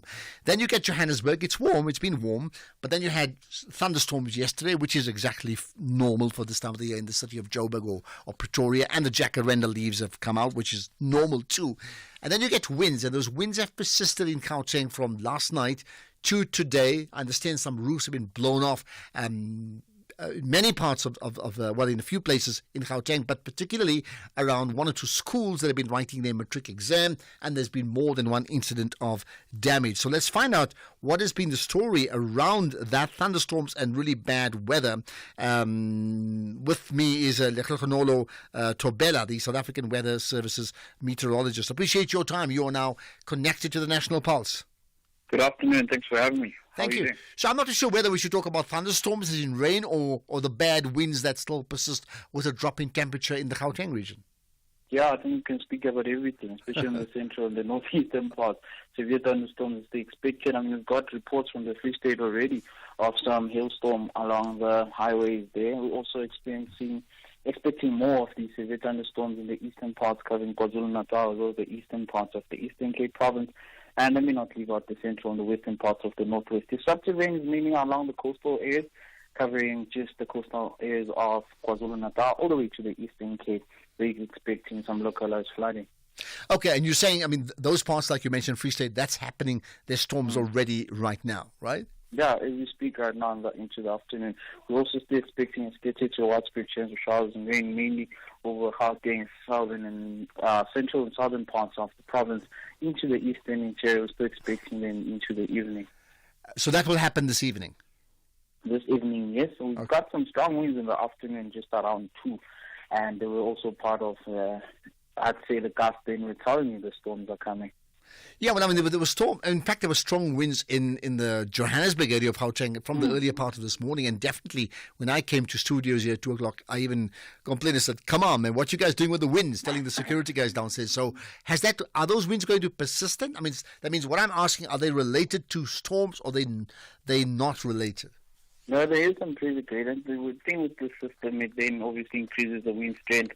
However, then with the storms that are approaching these provinces in the northeastern areas, you can still expect that with the severity of the storm then increasing, especially over the central parts into the Free State, KwaZulu-Natal, eastern half of the Eastern Cape from this evening into tomorrow.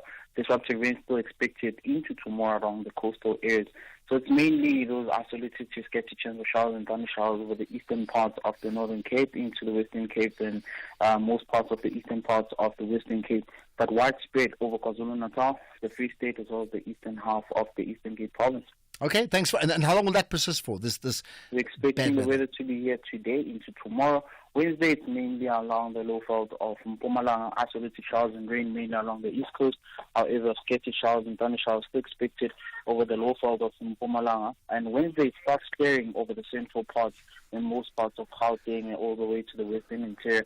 And Thursday, then you see just an isolated chance of showers, although we're still expecting a possibility of morning showers and thunder showers along the low veld of Mpumalanga into Wednesday, into Thursday evening. Okay. Thursday morning, rather. Okay, in fact, here's a voice note. Maybe you can answer this too, right? Okay. Good day, Ashraf. Ashraf, the weather in the ZFM area are very, very strange also. Winds are blowing at night. Temperatures are cooling down. Can you ask your meteorologist what is going on really? This comes from Terence. Okay, thanks, Terence. Can you give an answer to the why in terms of that question? Yeah, I just couldn't hear which region. I'm just trying to see what did he say. It wasn't clear about Did they say KwaZulu-Natal? I think he said that from the outset, yeah, KZN. Oh, yes. You know, it's because of the weather system that we have. A cutoff low, once it approaches the area, but it's not also just the cutoff low. It also has a surface trough as well as a high pressure in the east, resulting in these conditions. They just merge and then they start bringing up our adverse conditions for this time of the year. Thank you for clearing that up for us, if I can call it clearing that up in the midst of storms, right? Bit of a contradiction. Lehlokhonono Tobela, South African Weather Service meteorologist. So what do you make of the weather? Are you surprised at these changes? Don't be. Just listen to the people talking about climate change. You will not be surprised at all. Let's get back to the GNU story. Mr. Gardes and the listeners, this is active season in Polokwane. 100 days of the government of national unity and the government of provisional unity where they applies are the best things South Africa has ever had after Mandela's era. Those who are outside this government of national unity, I'm talking about the likes of the EFF, MKP, they feel it and they are jealous. So we are supporting all the political parties that are forming the government of national unity to say, brothers and sisters, keep it up. We are so happy and we'll make sure that we retain you. I wish all the South Africans can support you. With regard to the MP of UK, Australia, wherever, she's an epitome of Winnie Mandela. Let her keep it up and let her get support from all the spheres of the people and her nation. Thank you. Does she get the support? That's the big story, indeed. We're going to get to another call in just a second, but staying on the issue of the British, here's one.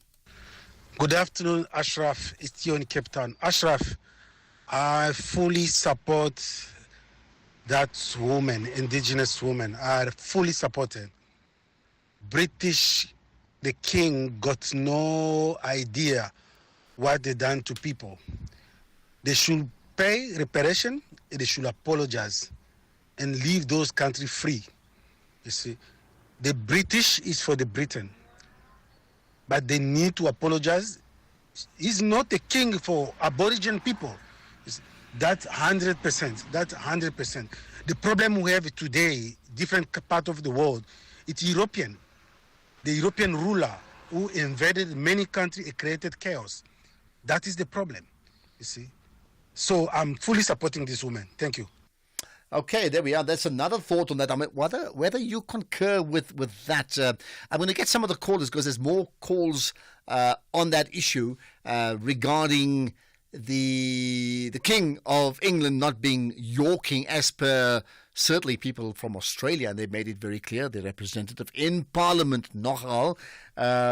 Would you do the same thing if the King of England came to South Africa for the first time as the King? Would you do that? Well, I will say this much. I may not mock him, but he's certainly not my king, just so that you know that. It's 4:30. Let's get the news headlines. Yes, Majupi. Thank you very much, Ashraf, and a very good afternoon. In your headlines this hour, the SIU has received the green light to probe allegations of corruption and maladministration in the agreement between the SABC and the Gupta-owned TNA Media over the TNA breakfast briefings. The community of Galeshewe in the Northern Cape is calling for the closure of foreign-owned spaza shops in Kimberley. And U.S. President Joe Biden's special envoy to Lebanon says all parties are working on producing a formula that will bring an end to the Israel-Hezbollah conflict once and for all.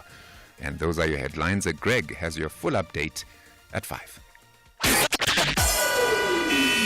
SAFM, guiding you through the rush hour traffic. Good afternoon. Starting off in Gauteng, the N1 southbound and Fourways is queuing towards Winnie Mandela Drive exit. The N1 southbound and Fairland has a stationary vehicle reported after Malibongwe Drive exit. The N1 northbound in Midrand has a stationary vehicle after Allendale Road exit. In Bedfordview, the N3 southbound has a crash near Van Buren Road, and the N12 R24 westbound queuing on both routes towards Kiluli's interchange. In KZN, the N3 eastbound in Pinetown is queuing at Mayan Hill Toll Plaza, and the N3 eastbound in Pietermaritzburg has stationary trucks reported before the Peter Brown Drive exit. In Cape Town, Badengracht Street outbound slow moving towards the elevated freeway. Voortrekker Road westbound in Maitland is slow moving through Maitland. Then Strand Street outbound slow moving towards High Level Road, and Lower Church Street in Woodstock is closed over the N1 highway bridge due to bridge damage. With your traffic update, I'm Irma G. This is SAFM Sports with Doming Kapele. All right, Chibi, we spoke cricket early on. What's the big story now? Well, we start things off with football, where Kaizer Chiefs coach Nazruddin Nabi has welcomed the arrival of his new assistant coach Cedric Kays, who fills the void left by Fernando de Cruz from last month after he was lured away by the Royal Moroccan Football Association. Nabi and Kays know each other very well. They work together at the Young Africans in Tanzania, and he says that he's excited to have him around. This is my brother, Mr. Cedric Kazi. He's my second assistant. We work together with Young Africans. We win too much trophy with Young Africans. Very good moment, sometimes bad moment. He's a good guy. I have a big experience. Have too much skills, and I thank you very much for Mr. Kaiser Jr. and Mr. Bobby to give me this opportunity for coming for Mr. Kaiser for Mr. Cedric Kazi. I'm very happy. He's a very good guy, gentleman, and good, very good coach. I'm very happy for that. Meanwhile, University of Western Cape coach Nasonke Mbuli says that the first two games of the upcoming CAF Women's Champions League tournament in Morocco will be crucial for them to stay in the inaugural continental competition. The Cape Townians have been drawn against the host ASFAR and DR Congo's TP Mazembe and Eagles de Medina of Senegal. Now, UWC joined defending champions Mamelodi Sundowns as the representatives of the Kosafa region at the competition, which runs from the 9th to the 23rd of November. And Mbuli says it's not an easy draw, especially having to play against the home team. Cape Town City, for some reason, for the last 3 seasons, or if I'm not mistaken, 3 seasons, they started very slowly. I think there was one moment where everybody thought Eric was going to get fired, but 3 or 4 seasons now, game 5, game 6 onwards, they kick on. It's a quality team. You can see the players, they possess the players, they signed as well. I think the chairman made it very clear they want to challenge, and even the coach as well. They want to challenge and get into Africa, so it's a very difficult draw. But if you want to progress in a cup competition, you have to beat the top teams and face them as well. There's no getting around them, and you can't really plan who you're going to get in the next draft. So we welcome City. It's at our home ground, so we have to be very, very organized against them with what we've seen from what they produced last night. So yeah, but I'm sure we'll be up for it. But in the meantime, we got a very tricky fixture against Stellenbosch, and then 3 days later against Sekhukhune. So, yeah, it's going to be a difficult week for us. City will deal with when it comes.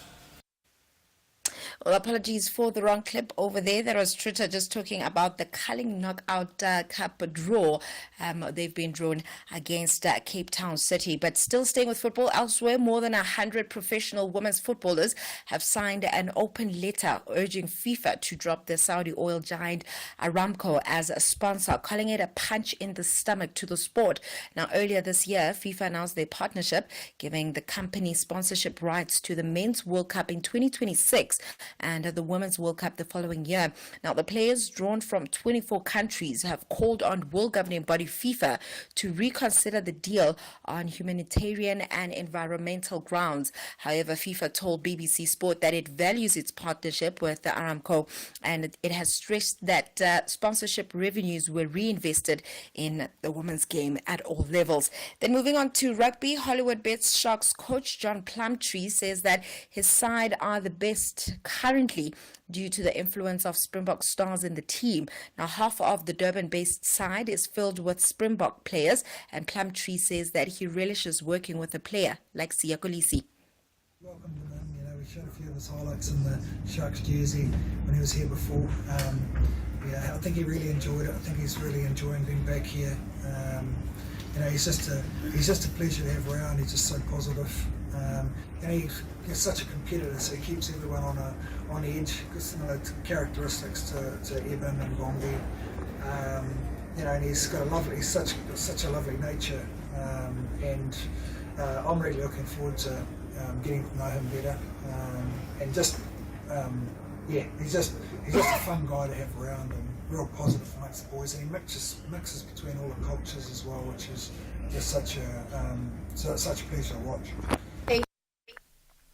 Well, anything's off with motorsport. Lando Norris says that the decision to penalize him for a passing move on title rival Max Verstappen in the United States Grand Prix was a momentum killer for his championship hopes. The penalty demoted Norris from 3rd to 4th place, one position behind Verstappen, who has now extended his championship lead to 57 points from 5 races to go and 146 points still available. Norris also said that he had driven like a muppet at the first corner and allowed Verstappen to get up inside and forced him wide, a move that cost both of them places to eventual race winner Charles Leclerc of Ferrari. On that note, it's a wrap from my side for now. I'll have more in the next hour. Okay, perfect. Thanks for that, Tumi, and lots more to debate about some of the biggest issues that emerge, not just from the weekend, but even globally as well as nationally. And we'll certainly talk about all those things here on With Sport with Tumi, right? But in the meantime, in fact, we'll get to the markets in a moment. And we went on a water safari, and Mom spotted a hippo, and it said...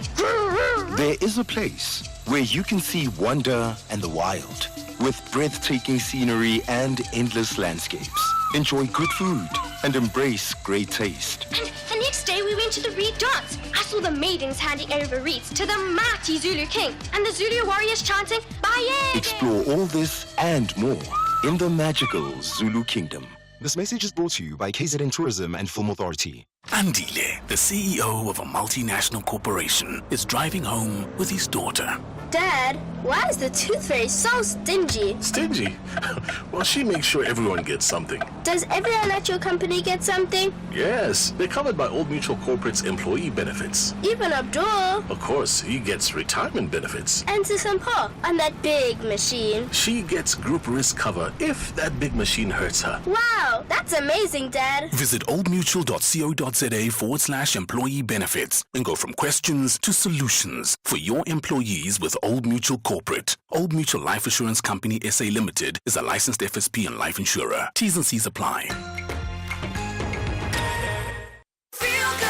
This Mental Health Awareness Month, Expresso Morning Show is here with a heartfelt message. You are not alone. In South Africa, 1 in 3 people will or do have a mental health disorder, like anxiety or depression. It is okay to share how you're feeling. By opening up, you help break the silence and inspire others to do the same. Your story can light the way for someone else. Let's stand together, break the stigma, and show that every voice matters. This Mental Health Awareness Month, remember, #Expresso Cares. Together, we can make a difference. Economic news on SAFM. Facts and figures you can count on. Right, let's get to the markets now with Makwe Masilela, Chief Financial Officer at Makwe Fund Managers. Good chatting as always. In a moment, I know local and global market developments as always. But first up, South 32. You've got the quarterly report there, right? Yes, definitely. An afternoon to you and to the listeners. Remember, this company was unbundled from BHP Billiton in May 2015, and the guys maintained annual production guidance for all their operations with a strong start to the year in aluminium and a 20% uplift in copper equivalent volumes. And by completing the sale of one of their assets, the coal asset, that was a major milestone for them, and their portfolio has been transformed and unlocked significant value and streamlined their business towards commodities critical for low carbon future, and the sale also strengthened their financial position, enabling them to self-fund their growth in base metals and deliver returns to shareholders via share buybacks. And when it comes to markets, we've seen that though investors are more upbeat about the global economy after rate cuts, so earnings reports, Ashraf, will be important, and especially given that valuations are stretched. Global central banks heads and finance ministers will gather in Washington from today for the annual meeting of the IMF and World Bank to debate how countries can navigate the low growth and high debt. And meanwhile, Russia is to host a summit of BRICS leaders from Tuesday as the Kremlin seeks support in its standoff with the West. Leaders from Brazil, India, China, South Africa, Egypt, United Arab Emirates and Saudi Arabia, which account for a third of global economic output, will be there. And the People's Bank of China cut their benchmark loan prime rates by slightly more than expected today, with the cut coming amid a flurry of measures from Beijing to try to revive the economic growth. And locally, we are getting our inflation numbers for September on Wednesday. And after falling 7% last week on worries about the demand in China, but after cutting rates today as part of broader stimulus package, there's hope of demand and concerns about supply disruptions. Prices are heating up. Oil is up 1% at $73 a barrel, and the euro metal hits fresh highs amid global uncertainties, which we call this up 0.6% at 2,736, but platinum is down 0.2% at 1,012. And global stocks are started the week on a negative note, but the JSE is up 0.1%, led by resources again, and the rand is flat 1760 against the dollar, 2288 against the pound, and 1906 against the euro. Okay, that's perfect. We're going to chat again tomorrow. So, Makwe, thank you for that. Right? Certainly more markets from you tomorrow, and then a further market update coming up in about 15 minutes' time. So, listen out for that. Okay, let's take your calls. In fact, let me do that right away. So, we've got Mac in Durban. Hi, Mac. Hi, Ashraf. How are you? I'm very good indeed. Go for it. Let's get your thoughts. My thoughts, earlier on, you talked about the Australian woman that shouted about recognition for indigenous people. Yeah. And also from Canada, you talked about the Mohawks and people like that. Yeah. What about us in South Africa? I think we should follow the same sort of principles as the woman that side, so that we can also get recognition from a Khoisan perspective. Because I'm talking from that, because there is no recognition for the indigenous people of South Africa for Khoisan. Well, I agree with you. I mean, on the point that one is that I brought the two up because they were both current. One is an event that I attended, and the other that happened, overnight, right? But then the Khoisan people have certainly agitated for recognition in South Africa on many occasions. And the question now, maybe that you brought it up again, is like, actually, let's talk about the Khoisan and what is their current status in South Africa. So maybe between Keys and Temba, I'll say, guys, make a note of it. Let's see if we can bring that up. So point taken. Thank you for that. All right, okay. Let's get another call on this. Kaya in Richards Bay. Hello, Kaya. Kaya, go ahead. Hi. Hey, Parapara in court. 1-0 against PA. What a day. Nobody wins, No. But by the way, nobody wins in court against the Parapara men. You know it. Now I know it, according to you. Right. No, yeah. It's 1-0 against PA already. Bring it on anyway. But the real issue here, Ashraf, where are Parapara dollars? Eventually, where are the dollars? Are we the president? Are we the investigators? Where is the money? We need that answer to be given to the public. Eventually, where the money ended with. Okay, well, I mean, that's been an issue that's been brought up, and I certainly can't tell you because I don't have it with me. It's not in my pocket. You know exactly what I'm saying. But at some stage we'll find out exactly in terms of that the NPA position, and in terms of the prosecuting authority. The key part that came through was not that, and nobody did wrong. It's like they don't think they have a strong enough case to get a prosecution, which is slightly different, which doesn't mean it's over, by the way. We need to be aware of that. Thank you for that call. Right, there are More thoughts on Gaddafi once again. Good afternoon, Mr. Ashraf. Unfortunately, we no longer have leaders in Africa, but we only have managers and supervisors that manage the affairs of the white. So we miss the leaders like Mr. Gaddafi. So we really miss him. This is Mangoba Shange from Pietermaritzburg. Okay, got that. We miss him. I mean, do you have ambivalent views about him? Are you very clear that one of the great leaders in Africa, or do you say great leader but like many other people, or do you say outrightly no? One thing was clear, and there's been argument that he himself, like many other leaders who are authoritarian and appointed dictators, came to power in a coup. But whatever he may or may not have taken for himself and his family, he certainly ensured that the country was debt-free and they had the highest standards, understanding in terms of health and education on the continent, and it was free. And that all changed in a very, very short period of time when he was gone. So do you want to call him a benevolent dictator? I've heard that phrase before, you know that. What about the DA? Afternoon, Ashraf. Concerning this ruling by the discredited Electoral Court, which erroneously previously ruled in favor of Jacob Zuma going to Parliament, I think the DA has good grounds to appeal the case, and they'll most likely win it if it goes all the way to the Constitutional Court, because it is clear that the president was campaigning for the ANC within 24 hours of the election. Thanks, Farai. Okay, thanks for that one, Farai. So that's another point of view, and it's interesting. People have views, but one thing is your view, the other is the courts. Let's get another opinion on some of the big issues that moves the national pulse today. In Tumaleng, hello. Hi, how's it, Ashraf? I'm very good indeed. Go for it. What's your point? My point is, I want to cue from the guy who just called, who said, where are the Pala money? Yeah. Now, I have a small question, Ashraf. Is Pala money public funds or money between two private individuals? And why would we want to know where that money ends up? Because my take is that Pala money is a transaction between two private individuals, and it should end there. Now, if I call and say, as public, we want to know why, can I want to know the guy who called Elias, what is the bank balance in his account? Is it fair? So my take has always been, and I'm consistent in this, Pala is a private matter that does not involve state money. And if there are any transgressions, let's leave it to the law enforcement agencies to take care of it. That's my point. Okay, I think you bring up a very sober point in terms of where the money is doesn't matter, but the question is that I think people are interested in is how did the money get there in the first place? That is in the public domain, isn't it? But the question was, where is the money? Where did the dollars end up to? So why would I want to know where someone else's private money end up to? It's a private transaction.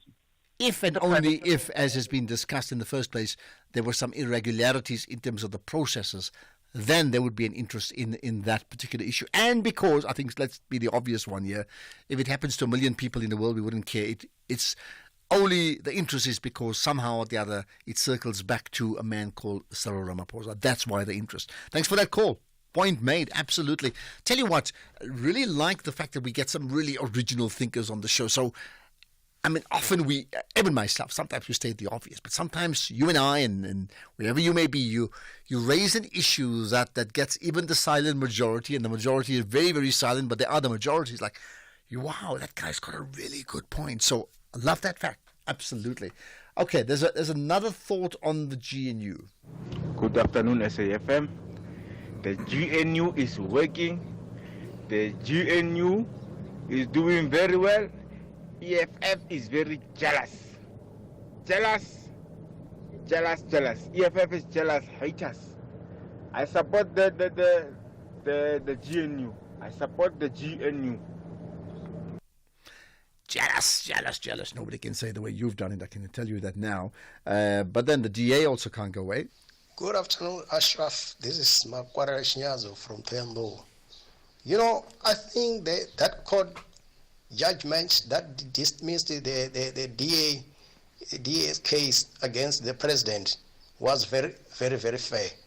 Because the DA knew that what they were doing, that they would not stand a chance of succeeding in a court of law, because they knew that the president was exercising his duty as the head of state, regardless that he was addressing the nation prior to the elections. But it was his duty as the president to address the nation.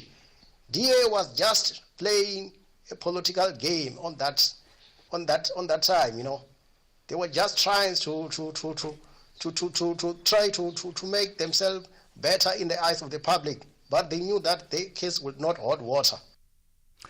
All right, there we are. And there's another one. Let me see if I can squeeze this one in very, very quickly around the goings on in Burkina Faso.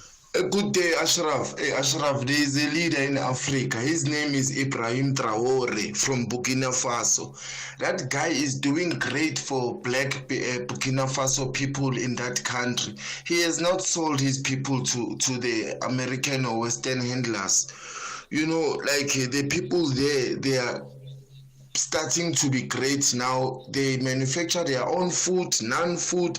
Like that country, one day, I'm telling you, it's going to do good. I'm certainly following the story of Ibrahima Traore and with his beret, certainly following the story. And interesting, expel the French for the same reasons that we're speaking about now. What does all that mean? South African Airways is expanding in the DRC. We now offer direct flights from Johannesburg to Lubumbashi, the heart of the DRC's mining hub. Our convenient arrival time allows seamless connections to key regions like Ndola and the Copper Belt, opening up new growth opportunities. Traders can benefit from our generous baggage allowance, while SAA's superior aircraft belly capacity ensures your cargo reaches most parts of Congo on the same day. Book now at flysaa.com or contact your travel agent. South African Airways, connecting Africa to the world, one flight at a time. Andile, the CEO of a multinational corporation, is driving home with his daughter. Dad, why is the tooth fairy so stingy? Stingy? Well, she makes sure everyone gets something. Does every electrical company get something? Yes, they're covered by Old Mutual Corporate's employee benefits. Even Abdul. Of course, he gets retirement benefits. And Sisampo on that big machine. She gets group risk cover if that big machine hurts her. Wow, that's amazing, Dad. Visit oldmutual.co.za/employee benefits and go from questions to solutions for your employees with Old Mutual Corporate. Old Mutual Life Assurance Company SA Limited is a licensed FSP and life insurer. T's and C's apply. 16 teams of Mzansi Africa's Elite League are back to the battlefield. Namandla Masha. They all believe Okutukuzoba right, Kube bright, as they navigate the path to the final. This is the second edition of the Carlin Knockout Cup. Fagukesi. Catch the unmatched passion and drama of Ipola Mzansi. The Carlin Knockout Cup, live on SABC 1 and SABC radio stations. Also available everywhere for everyone, always on SABC Plus. Proudly brought to you by SABC Sport. For the love of the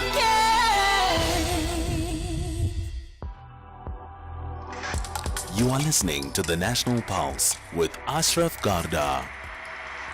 By the way, talking about, foreign countries and the globe, the BRICS summit kicks off in Russia, has been underway, and South Africa's President Ramaphosa will attend the BRICS summit in Russia, so we'll certainly cover that story. I know that on TV as well as on radio, just telling you about it. In the meantime, let's talk about the South Africa's Premier Literary Prize. 19th South African Literary Awards will celebrate a literary milestone when more than 30 authors are honoured for their sterling contributions to South African literature at a gala dinner that comes up on the 7th of November. Let's find out more about it with Winston Tsitsi Mohapi, the chairperson of the South African Literary Awards Advisory Board, the deputy chair. In fact, let's get that right. Winston, appreciate your time. You are now connected to the National Pulse. Thank you. Thank you, Ashraf. Thank you to your listener who will be on the radio to hear more about SALA, which is the South African Literary Award. All right, so, absolutely. So, are we at a situation where we're talking about the awards itself happens in about 2 weeks' time, I think it is. Are we talking more about that or the overall concept of SALA? Which one do you want to talk about first? Both important. I would like to give, first of all, and you have touched on some few points, I'd like to say what SALA is all about. That SALA is South Africa's premier literary prize, celebrating now this year the 19th edition on the 7th of November 2024, of course I said this year, at the Ditong National Museum of Cultural History in Tshwane. Some people know it as Pretoria. Mm-hmm. The event will honor over 30 distinguished authors across various South African languages and literary disciplines. That's the background I wanted to give them. Okay, I understand. So with that in mind, I mean, you've had these annual awards. It's been going on, as you said, well, for a while, in fact, 19 before this, right? So let's talk about the awards coming up and what we should expect. Well, the significance of these awards are a key highlight in South Africa's literary landscape, recognizing exceptional contributions to the country's literary heritage since 2005. SALA plays a literary heritage role since that time because it has seen to it that it is important to award significant authors and also, in the process, playing a crucial role in promoting South African literature and preserving the diverse voices that shape the nation's identity. Okay, and in terms of the upcoming awards, I mean, I take it you're at a finalist stage at the moment? Yes, we are about to wrap everything up, and we are almost ready because, as you can see, the 7th of November is not far, and we are planning to give a mammoth celebration to our authors who have submitted their work. Okay. And the work has been assessed, and we found it very good. Are you able to tell us who the finalists are, or is that premature at this point in time? Well, I don't think it is premature. There are quite a number of them. Will that give you time enough? No, it probably won't. We'll probably need a whole volume for that. Yeah. Okay, let's leave it at accepting. Maybe here's the point. What impact has these awards had on winners in previous years? We've had quite a number of women writers, particularly the African black women who were previously deprived to be in the arts, as you know, and particularly in writing, and especially in the indigenous languages, which had very few black African women who were writing. You know, it's I don't know why did that happen, but we are trying by all means not to award women for the sake of being women, but because of the quality of the works that they have presented to SALA. Okay. Well, I'll tell you what, thank you for your time. Maybe the last thing for now, I mean, can the public attend? Yes, no, and can you direct me to your website? Well, we have sent to quite a number of people invitations, and it's for them to indicate whether they would like to attend or not. But others may try their luck. But, you know, if it's late in the night, you can't try your luck in the night. But we would like to welcome most of the people if they come. Okay, got that. Appreciate your time and certainly best wishes for that awards coming up on the 7th of April, 7th of November, in fact, the 19th South African Literary Awards. Winston Tsitsi Mohapi, the Deputy Chairperson of the awards, appreciate your time. Let's get the news now. It's 5 o'clock. Here's Greg.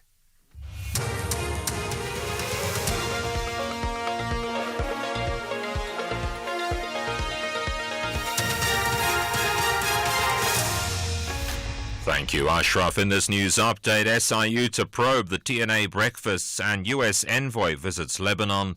Good day to you. The SIU's received the green light to probe allegations of corruption and maladministration. The agreement between the SABC and the Gupta-owned TNA media over the TNA breakfast briefings. This comes after President Cyril Ramaphosa signed a proclamation authorizing the SIU to probe serious maladministration in connection with the affairs of the SABC in respect of the TNA briefings, which were hosted and broadcast by the SABC and allegedly funded by state institutions.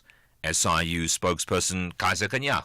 Proclamation 206 authorizes the SIU to investigate serious maladministration in connection with the affairs of the SABC in respect of the TNA briefings, as well as serious maladministration in connection with the affairs of ESCOM, Transnet, Petro SA, South African Airways, and the Department of Human Settlement. The investigation will focus on whether the agreement between the SABC and TNA was concluded in a manner that is not fair, competitive, transparent, equitable, or cost-effective, or in violation of applicable legislation, guidelines, or instruction note from the National Treasury and related authorities.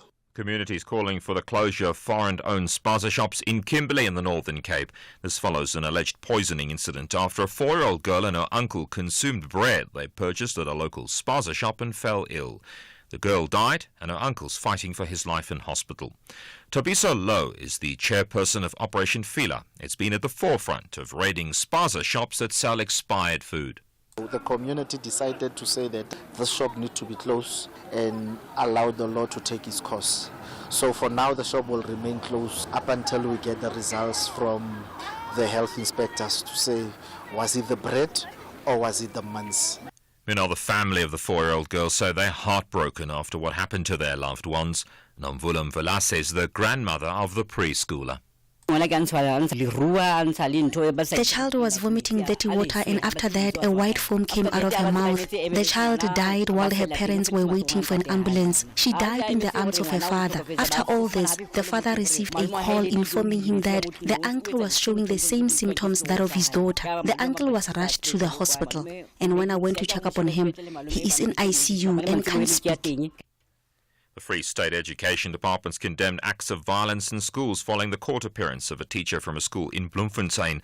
The teacher was arrested for allegedly raping a 17-year-old matric learner at the school. Department spokesperson Howard Indaba. We hope that at the end, justice will prevail. Because from our side as a department, we will also institute our own parallel disciplinary processes. Those processes will run parallel. But at the end of the day, we want to make sure that the justice is done.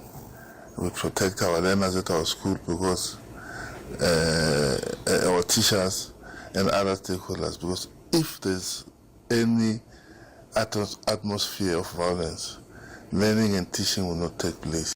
The Eastern Cape Education Department says it's put in place measures to enable it to get constant updates from schools for the duration of the matric exams. The province aims to get an 85% pass rate this year, 4% higher than the previous year. Education MEC Fundile Gad.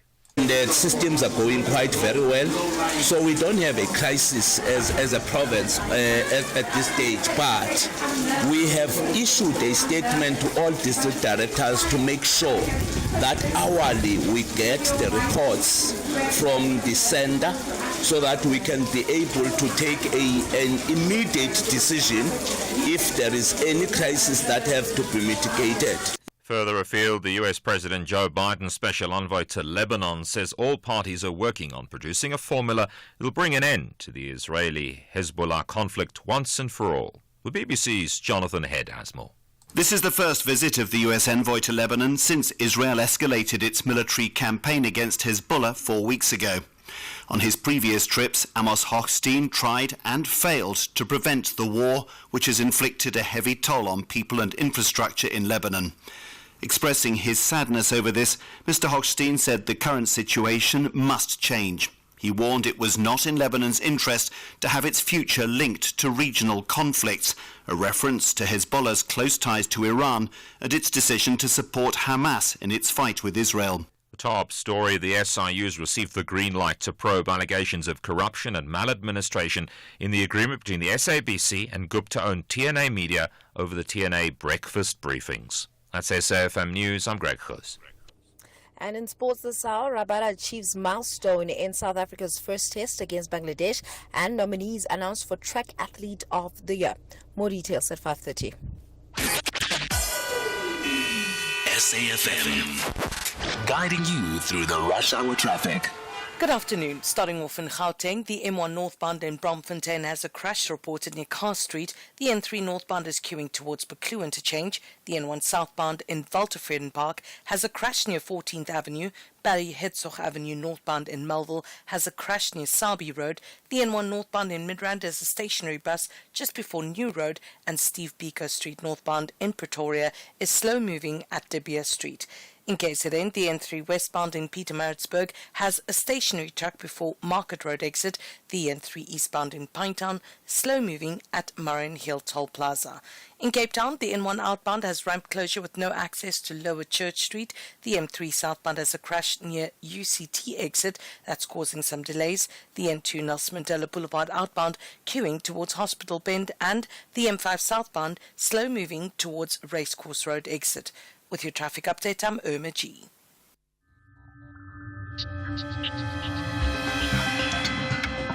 The National Pulse with Ashraf Garda on SAFM. You're listening to the National Pulse, weekdays 3 to 6 p.m. So what for you moves the national pulse today? What drives the national agenda? What gets your pulses racing? What do you want to get off your chest? I mean, all those things, all of the above, I would think would apply to you. That could be something local. That could be something global as well. You know, the BRICS summit now underway in Russia. The last one we had was in South Africa. Any thoughts on that and how that's developed with now additional members, including Ethiopia, Iran comes to mind, Egypt too? Have I missed another country? Well, I'm sure you can help me with that one. If I've missed out the ninth country that's added to the original 5 or the original 4, in South Africa was the 5th one, right? What do you want to tell me? I mentioned earlier on about taxi drivers and the important role they play. And I'm suggesting that taxi drivers in a city and in a country are your first point of contact in that country. And the decisions or what they say in their conversation with you, they help you form an opinion of that city. Because, you get the travel books, but you get the taxi driver who may tell you, go here, don't go here, don't go there. That's a great restaurant. That's a great tourism site. This place is too busy now. Go some other time. And then also give you historical perspective, and they'll also give you the state of the nation. We spoke about President Ramaphosa's State of the Nation address. I'll tell you what, in any country in the world, you want to have a sense of the state of the nation, speak to the taxi driver. So I'm saying two things. Do you agree with me that the taxi driver is that important in giving you a perspective of a city? If you are living in one city, for example, you're in Durban and you come to Johannesburg or Pretoria or Cape Town, they give you a perspective, and they certainly give you a perspective of a country or a city within a country when you land in that country. It's you and the taxi driver, and they are everything. Now, I'm saying that because if that's the case for you as well as for me, and it's happened to me extensively in my recent trips abroad, then I want to maybe share with me some of your stories about you and the taxi driver. I certainly had one when I was in London on the last day from a Pakistani taxi driver, so born in Pakistan, living in England, and explaining to me, the reasons why he was there and going back and forth and the conflict in terms of, living in two different cultures. And it's fascinating when you hear their story, right? So love to hear your story about that one, if you've had stories with taxi drivers. And then here's the other one. I'm saying because of that role that I mentioned, they play such a crucial role. Surely it's time for South Africa, and maybe here's an opportunity for you and I to say, come on, man, let's set it up in terms of training these taxi drivers, maybe even more so, to understand some of the issues around tourism in our country.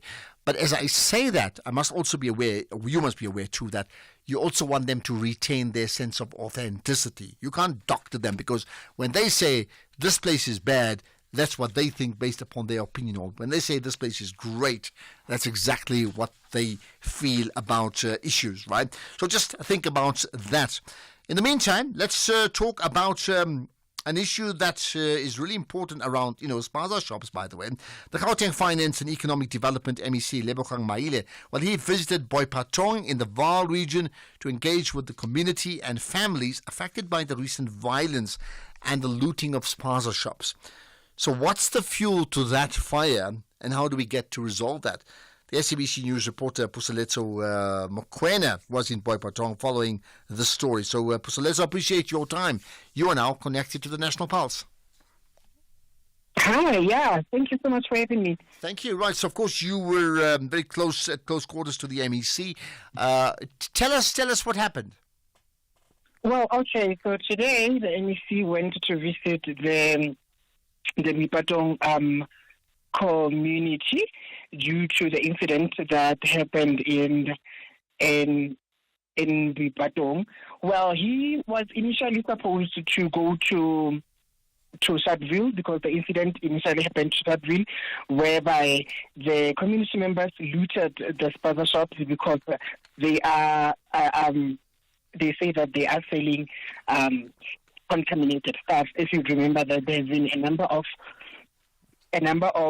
incidents due to stuff that is bought to the spaza shops. So the community of Boipatong, they say they've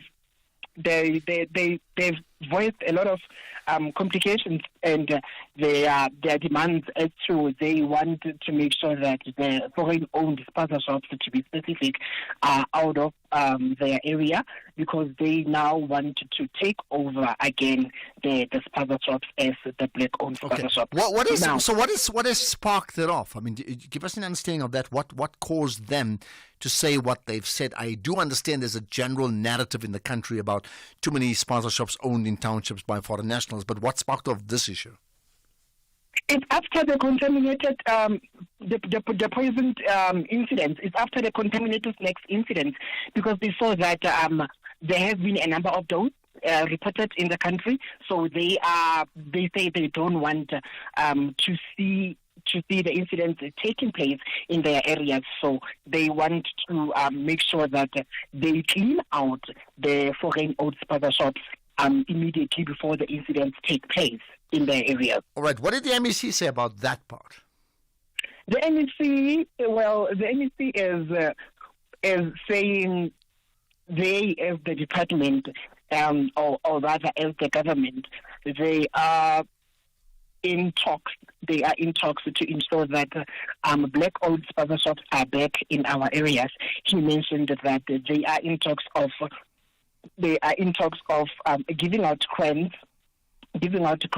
grants money to help and finance spaza shops in the areas, because I remember when I was still listening to the briefing, some community members explained that they do want to start, but funding is standing in their way of starting. So he says he will try and talk with the other stakeholders to ensure that the businesses are taking place. Okay. Anything else then came out from the MEC in conclusion? One is like a fact-finding trip, and then often they would pronounce, right? Anything that he had to say that you think is worth telling us? Sorry, I didn't get that. I was saying, in conclusion, then what did then the MEC say in conclusion about the dilemma? So one is you got these foods that are contaminated, that's a problem, but then the local community saying, out with the foreign nationals, we need to take that over. And I mean, clearly that's not allowed. If they've committed a crime, they've committed a crime. It doesn't necessarily mean that ownership then gets transferred to someone in that community. So I would understand there's a bit of tension there. There's clearly tension. What then did the MEC say about how he would deal with the tensions in that community? Also, well, the MEC, I remember before that, the MEC explained that he explained that he explained that uncontrolled border gates are the reason why there is a high number of illegal foreign owners, for foreign nationals rather, in the country. And he also said that this thing should start with borders being federally monitored to ensure that the scares of this kind of incidents in the country is combated. And also, he mentioned that he will make sure that the Department of Home Affairs, because there are other foreign nationals who have the South African IDs. Now he will make sure that they work with other stakeholders, including the Department of Home Affairs, to ensure that, and just to research on how do these foreign nationals get to own rather South African IDs. So that's one of the things that the MEC mentioned when he was briefing the communities. Okay, let's. Anything else you want to say in conclusion? Well, what I can say is that I'm more interested in what our black people have to say, right? They say they want to start. They say they need support from the government, and they also the other one mentioned that in the area they closed down the spaza shops. However, they are afraid to start their own shops because some foreign nationals threatened to ensure that they will step in their way of making sure that their businesses are booming. So, yes. Okay, got that. Let's see. There are multiple conundrums within all those things that you've just expressed. So there we are. Let's see how that plays out. Puseletso Mokoena, the SABC News reporter, covering the story of the problems around local community, foreign nationals in the Vaal region, in the Boipatong region, and as per the visit by the MEC for that region, Lebogang Maile, in fact the Gauteng Finance and Economic Development MEC. Now, talking about MECs and people in leadership, you may be aware that the former Joburg mayor is Kabelo Gwamanda. So he's been the mayor for about a year and a half or so. And even before he took up office, there were allegations around issues of fraud linked to a funeral service of sorts. Okay, subsequent to that, he's obviously now out as a mayor, but now there's been further developments on that story. He then was, in fact, asked to hand himself over, has been arrested, but asked to hand himself over to the police on Friday, which he in fact did. So he's now been, so he's handed himself over, been charged around issues of fraud. And while that continues, and it's an interesting one because I understand one of the people who were affected by him, she thought, and this is on social media, she thought that the two directors had both died until she saw the one director of the two who had died, in fact, was very much alive, and she saw him on TV as the mayor of the city of Joburg. So that's that. Now, let the legal course, take its course, so to speak. In the meantime, the former Joburg mayor, Kabelo Gwamanda, he issued a social media post yesterday which said a lot of things. One, and maybe didn't say a lot of things. One, about the charges. The two, about the weather. And the three, about his skin color or the state of mind of South Africa in dealing with people of a certain skin pigmentation. Good afternoon, Johannesburg. This is a very stormy Sunday afternoon. I just wanted to alert the residents to be cautious of the heavy rains that we occasionally experience in the city of Johannesburg, and that you keep very safe. We're told you were arrested. Who? In South Africa as a country, growing up black, it's a possibility that none of us can avoid. So regardless of the path you choose, whether to serve or whether to engage in nefarious activities, the fact of the matter is that the relationship that South Africans have with law enforcement is a relationship that needs to be worked on very strongly so that we understand what each of our roles are in this undertaking. But I'm here at home. I can't swim because there's a storm coming in the city of Johannesburg. Thank you very much. All I can say is storm clouds closing in. The line's not that great. I understand that, the audio that is. But, you've heard it. What do you make of that conversation? Not so much the legal issue, which will play its course, right, around alleged funeral scams, right? Let that play its course. What do you make about what he has said in terms of how he's communicated that message of his current state, including the storm clouds, by the way, to the general South African public. Now, if you have an opinion, I want to hear it. 086 000 2032. So come on, get it off your chest. Let's hear what you have to say about some of the big issues that moves the national pulse today. We certainly have the conversations that move you, and you know that.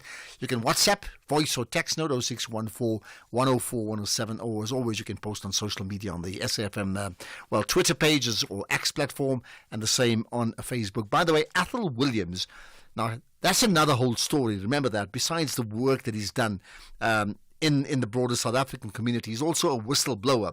And as a result of that, he's had to flee the country for his own safety, I understand. We're chatting to him around 10 to 6. Don't miss that one. He's the winner, the recipient of the 2024 Social Justice Champion of the Year Awards. That was announced, was it Thursday? It was, yeah. Thursday in Cape Town. So he's the recipient. We'll talk to him in the feature we called Winning. And we went on a water safari, and Mom spotted a hippo, and it said, There is a place where you can see wonder and the wild, with breathtaking scenery and endless landscapes. Enjoy good food and embrace great taste. And the next day we went to the Reed Dance. I saw the maidens handing over reeds to the mighty Zulu king, and the Zulu warriors chanting, Bayede! Explore all this and more in the magical Zulu Kingdom.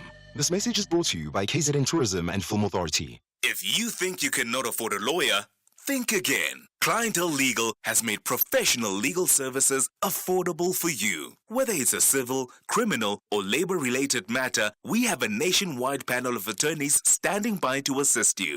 SMS SAFM to 32195. That's SAFM to 32195 and we'll call you back. Clientele General is a licensed non-life insurer and an authorized FSP. Standard rates and terms and conditions apply. The days on Banyana Banyana are meeting for the very first time.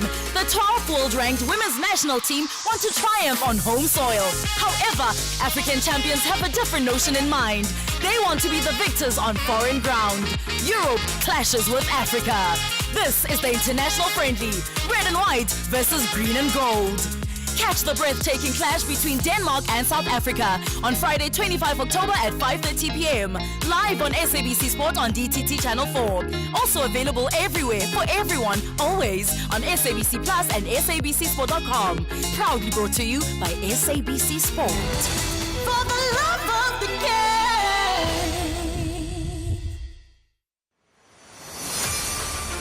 The SAFM University Debate Challenge will be taking over the Western Cape. Join us for the 1-hour debate on This Week Today with Oliver Dixon from 6 to 7 p.m. on Friday, the 25th of October 2024 at the SABC Cape Town M1 Studios, where the University of Cape Town will be taking on the University of the Western Cape in what promises to be a nail-biting debate. The SAFM University Debate Challenge is an independent, non-partisan progressive initiative seeking to develop confident communicators, critical thinkers, and empowered global citizens. RSVP to info@safm.co.za. SAFM, leading the conversations that move us.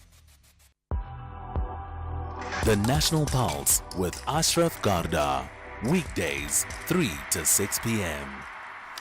Right, let's talk about Eskom. In fact, and normally when it's Eskom, it's like, what is the alert? There's a warning. Does that mean that it's about load shedding? No, in fact, it's not. It's about something else. But I can tell you now, it's going to concern you. Daphne McQuena is with me, the Eskom spokesperson. Daphne, appreciate your time. Thanks for joining us. Good afternoon, Ashran, and good afternoon to listeners. Thank you. Right, let's you have an alert for us, right? What are you warning us about? So we are warning customers about their prepaid meters, Eskom customers in particular. Although this the municipality customers are also a part of this project, however, or process. However, we are urging our customers that they must all go and recode their meters before the 24th of November 2024, as it's required by the Standard Transfer Specification Association. So wait, these are the prepaid. So these are only applicable to people who've got a prepaid meter and then receiving electricity from, is it from Eskom or City Power or who else? Yeah. So basically, it's yes, you're correct. It is prepaid customers, and these are for specific meters that we call the standard transfer specification meters, which are the token, what we call the token identifier of these meters is expiring on the 24th of November 2024. So as far as I know, municipalities are also have embarked on this process of ensuring that their customers, for those that are using these meters, they also have to go and update their meters as well. All right, so is it all prepaid meters or is it some prepaid meters? For Eskom, it is all the prepaid meters, meters, and so it means all the customers that are on prepaid should have recoded their meters by the 24th of November. So just to confirm, let's take my case. I mean, I actually get my electricity, my power from City Power in the city of Joburg. So the client is actually City Power and myself, although they may get their power from you, for example. In that case, do we still take it that I would need to recode? Is that right? So if you are with City Power and your meter, it is this meter that is expiring on the 24th of November 2024, it means that you should also ensure that by that date you have recoded your meter or upgraded your meter. How would I know that my meter is applicable? I mean, are you saying it's all meters, right? Yeah, that is why we're saying for Eskom, and we hope that the municipalities, they are also talking to their customers because they know what type of meters they have on the ground. So for Eskom, we know that all our customers that are on prepaid are using these meters or are having these meters, and hence we are urging them to go and upgrade their meters. And this means that they just need to go to recharge their meters at the nearest authorized vendor. And when they get there, they will get 2 sets of 20-digit codes, including the credit token that they are buying for, and they just need to upload these 20-digit codes or numbers on their meters, and then follow up with the credit token, and their meter would be updated. Okay. So it's as easy as that. All right. I'm still not clear on something, and I think if I'm not clear, listeners will be in the same boat as myself, right? How would I know that my meter is an Eskom meter that's requiring an upgrade, or do I take it that every single meter in the whole country requires an upgrade?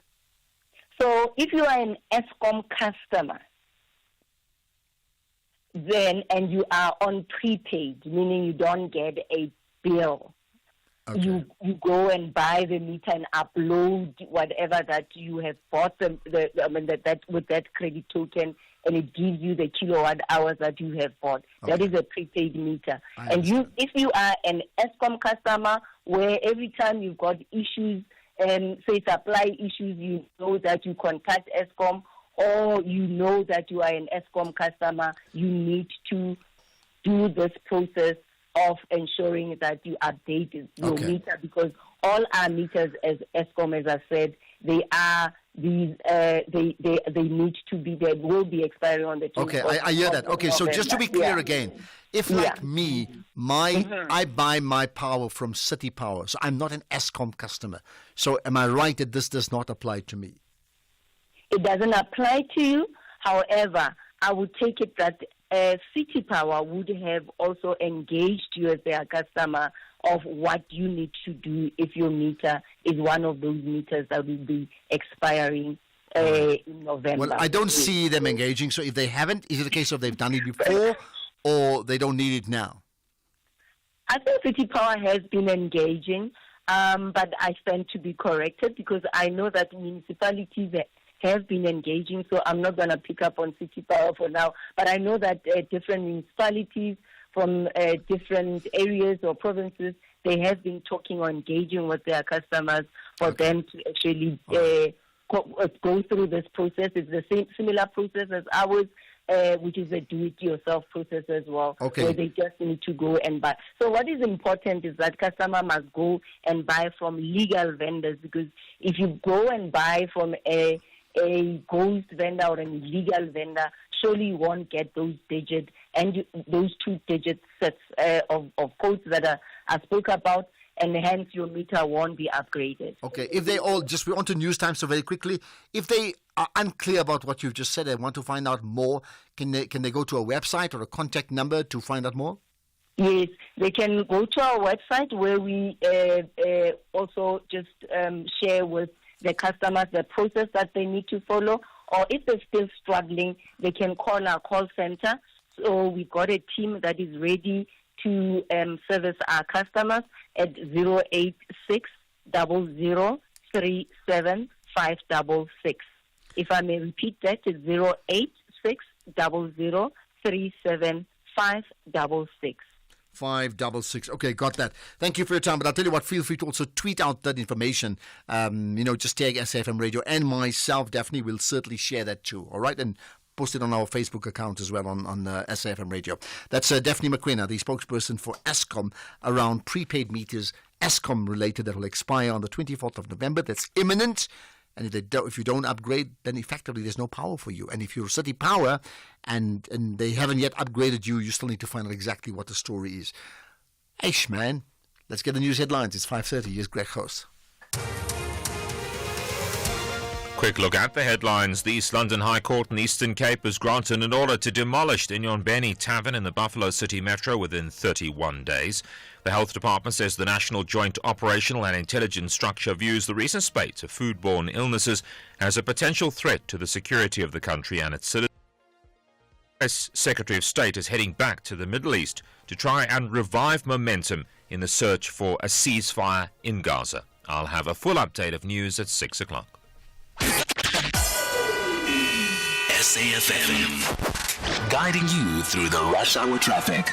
Good afternoon. Starting off in Gauteng in central Johannesburg, the M1 southbound is queuing towards Crown Interchange and the M2 eastbound has delays towards Heidelberg Road.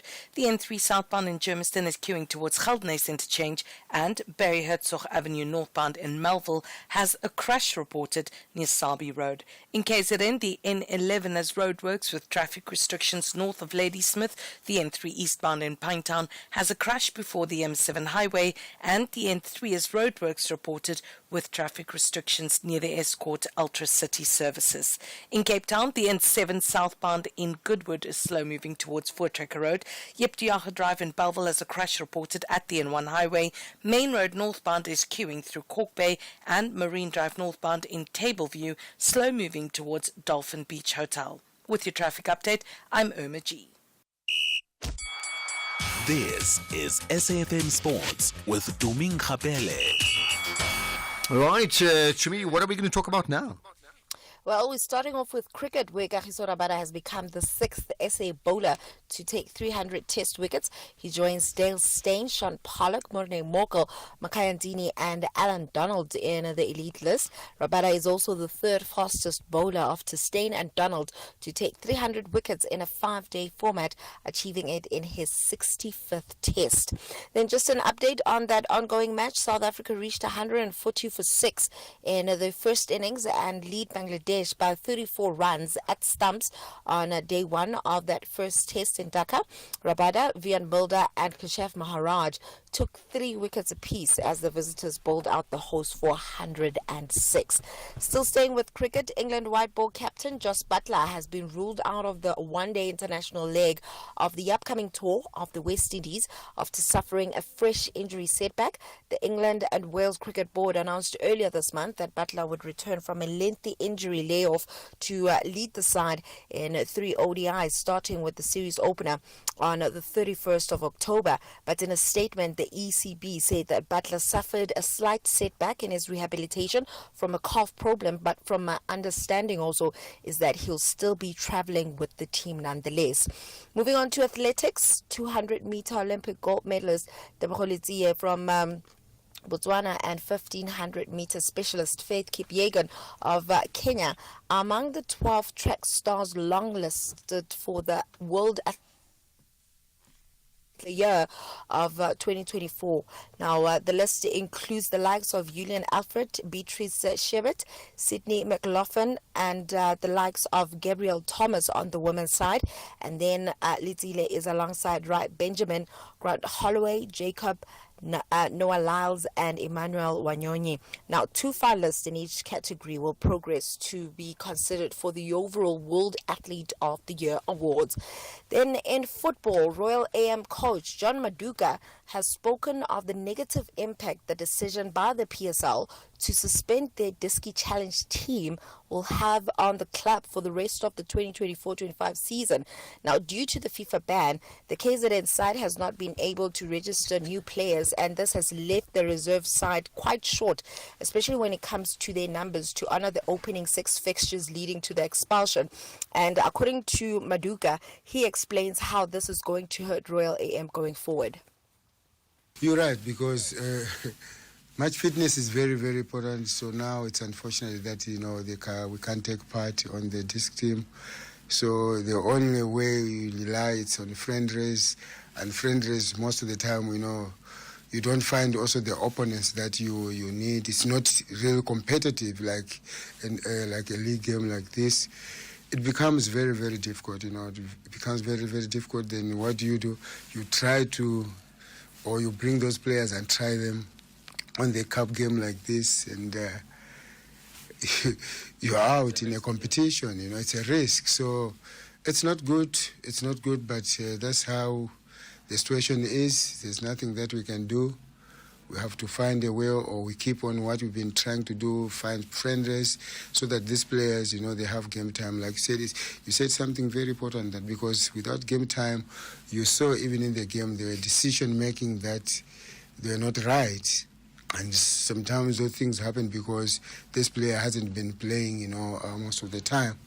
So it's really important, for them, to play games. And I think what we do is to try, make sure that maybe not introduce all of them at the same time, but try to introduce them bit by bit. So tough times for Royal AM indeed. But still staying with football, Liverpool captain Virgil van Dijk says that he has opened talks with the club about signing a new deal. The 33-year-old has been with the club since January 2018, and his current contract runs out at the end of the season. Then in rugby, Hollywood Bets Sharks coach John Plumtree says that his side are at their best currently due to the influence of Springbok stars in the team. Half of the Durban-based side is filled with Springbok players, and Plumtree says that he also relishes working alongside the likes of Siya Kolisi. In tennis, Naomi Osaka's season appears to be over. This is after she said that she will not play at next month's Billie Jean King Cup finals because of injury. The 4-time Grand Slam titles champion said in Tokyo yesterday that she had ruptured abdominal muscles. Now, Osaka has been sidelined since she retired from her last 16 match at the China Open against Coco Gauff, and then she also pulled out of the Japan Open in Osaka and this week's Pan Pacific Open in Tokyo.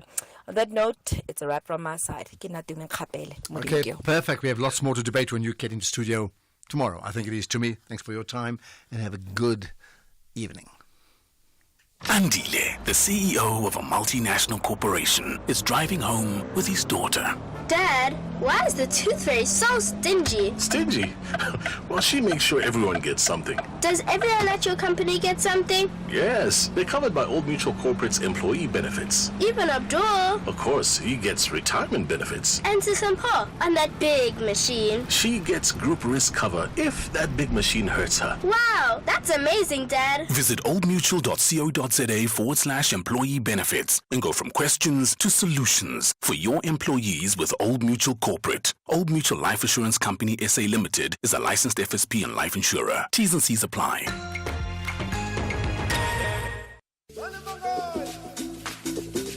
Mubango returns for an explosive new season on SABC2. A renaissance of new beginnings, intrigue, and drama with old enemies and new characters. Catch the rebirth season of Mubango every Monday to Friday at 9 p.m. on SABC2 or stream it on SABC Plus. Mubango, Ukovela Panda. SABC2. Economic news on SAFM. Facts and figures you can count on. Why Jimmy Moya hosts the SAFM Markets Update. Jimmy, I trust you had a good weekend, but lots changed between yesterday and today. So let's talk about what's moving markets. Good afternoon, Ashraf. Good afternoon to the listeners. A lot has certainly changed on the markets front, and a lot of those movements have left us a bit more confused than what we'd like to be. We'll get into some of those movements a little later on, but let's start with what's coming up on the show today. We're going to be taking a look at the latest sentiments from the Competition Commission around the e-commerce industry, especially where it relates to suppliers and retailers like Takealot, Temu and Shein. We've been keeping an eye on these retailers and these companies for quite some time, and it seems as though we are looking at potentially new regulatory measures and other changes that could be coming into effect that could affect the online e-commerce space. So we're going to speak to the Competition Commission around just where their thoughts are around this. Remember, they did that market report a little while ago on the e-commerce space.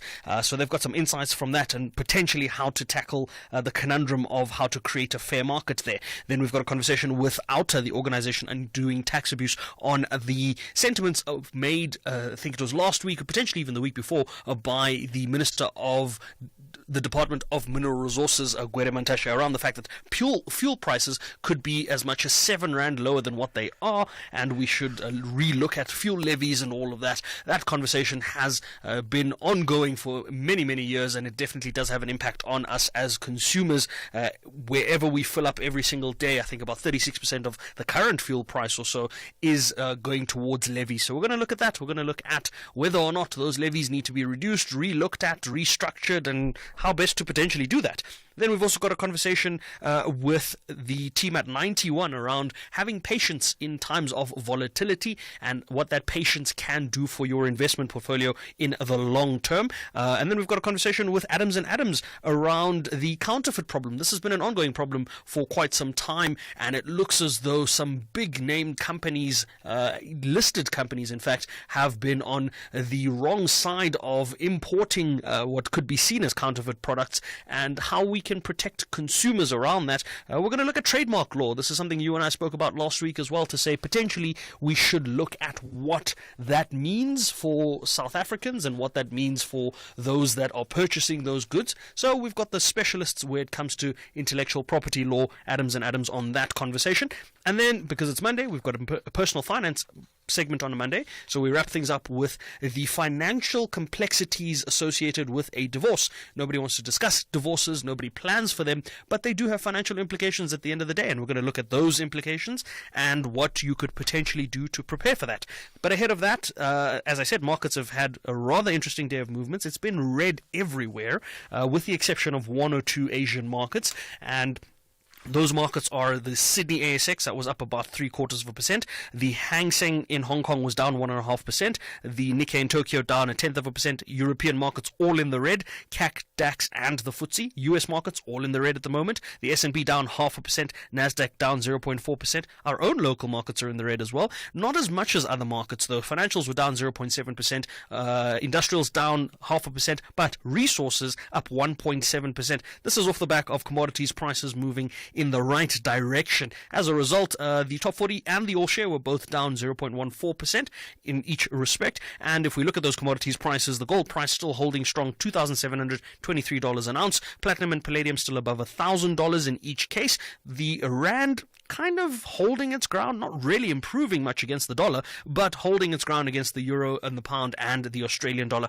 Below 23 rand against the pound, 19 rand and 9 cents against the euro. We might even see below 19 rand against the euro. That's going to be the first time in a long time. And against the Australian dollar, 11 rand and 74 cents. $1 will cost you 17 rand 63 though. So still fighting the good fight on that front. The Bitcoin price still above $65,000 at $66,935. So we're going to look into these price movements and what we can anticipate could potentially come out of this week when we come back a little later on. For now, Ashraf, back to you. And just maybe the last thing very quickly, ahead of an important midterm budget report yesterday, well, coming up next week, in fact, I often get asked by people, and maybe I'm going to put it to you, what does it mean in terms of your masterclass on budget deficits? Give us the quick answer to that.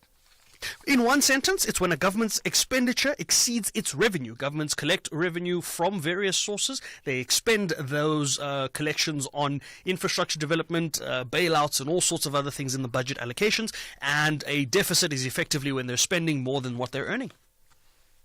Okay, now we certainly have it. Enjoy your show, 6 to 7 with Jimmy coming up, right? Okay, let's get on to some of the other issues. In fact, we're going to chat to Athol Williams coming up in the feature called Winning, because is the recipient of the South African, the Social Justice Champion of the Year award that took place on Thursday night, right? Let's get to some of, in fact, there's a couple of voice notes we can play. Here's one. Afternoon, Ashraf. Ashraf, there is no point keeping on arguing with a man who keep on insisting that the sun rises from the west to the east. People really know who messed up this country.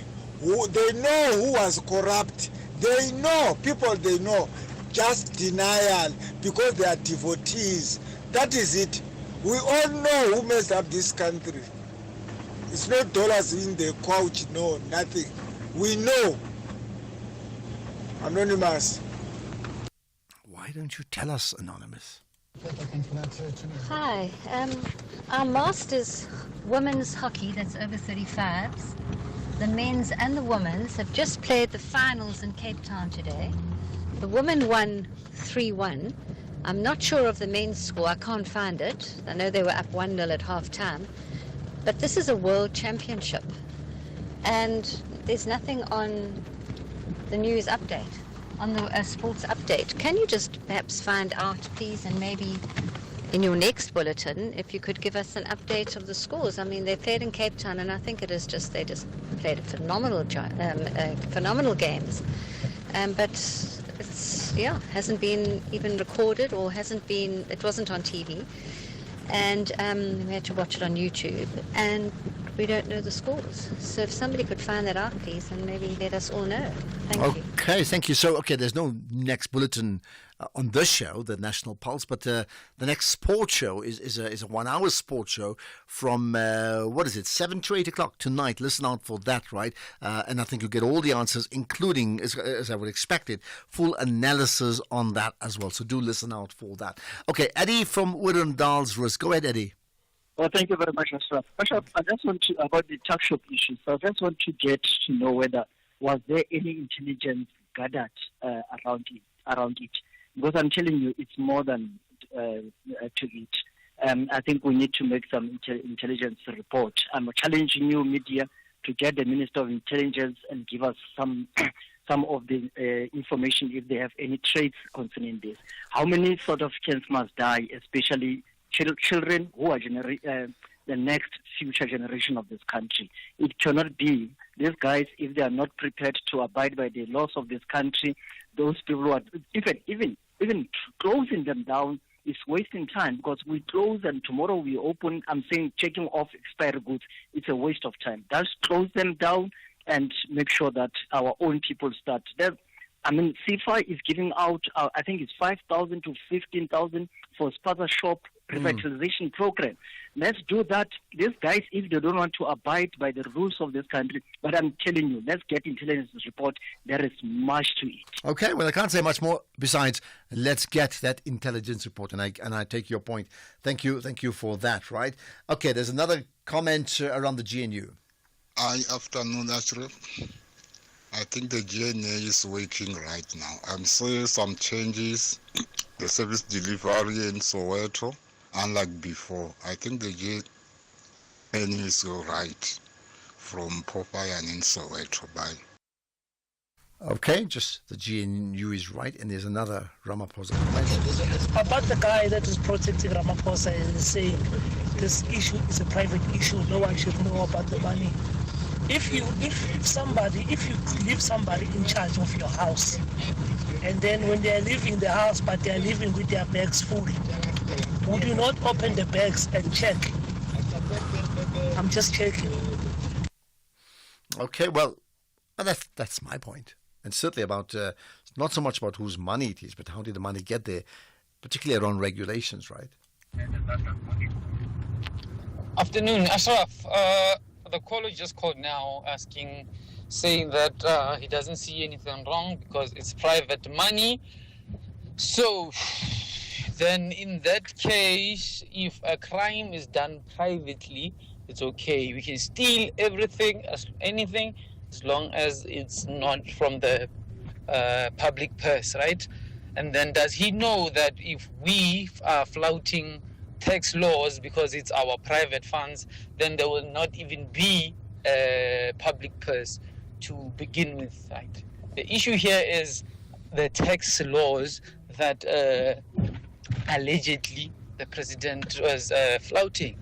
So I think he must listen to the podcast, listen to what he was saying, and then call tomorrow and apologize. We will be here waiting. Thank you. Well, I don't think anyone's going to call tomorrow and apologize. I mean, he's not a public figure. Let's get that right. That's his opinion according to the way he sees it, and you've given your opinion. We'll get Athol Williams in the feature we called Winning after this. The SAFM University Debate Challenge will be taking over the Western Cape. Join us for the 1 hour debate on This Week Today with Oliver Dixon from 6 to 7 p.m. on Friday, the 25th of October 2024 at the SABC Cape Town M1 Studios, where the University of Cape Town will be taking on the University of the Western Cape in what promises to be a nail-biting debate. The SAFM University Debate Challenge is an independent, non-partisan progressive initiative seeking to develop confident communicators, critical thinkers, and empowered global citizens. RSVP to info@safm.co.za. SAFM, leading the conversations that move us. The National Pulse with Ashraf Garda.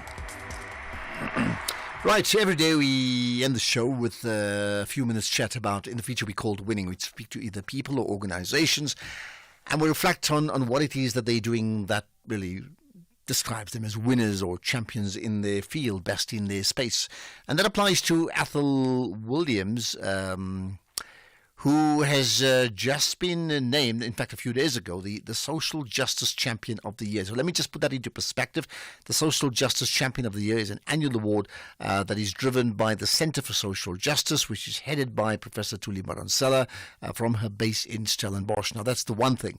The other part is there's a council of champions that drives their projects, and that council of champions is about 20 people from around the country, and I am in that position of being one of those council of champions on the one hand.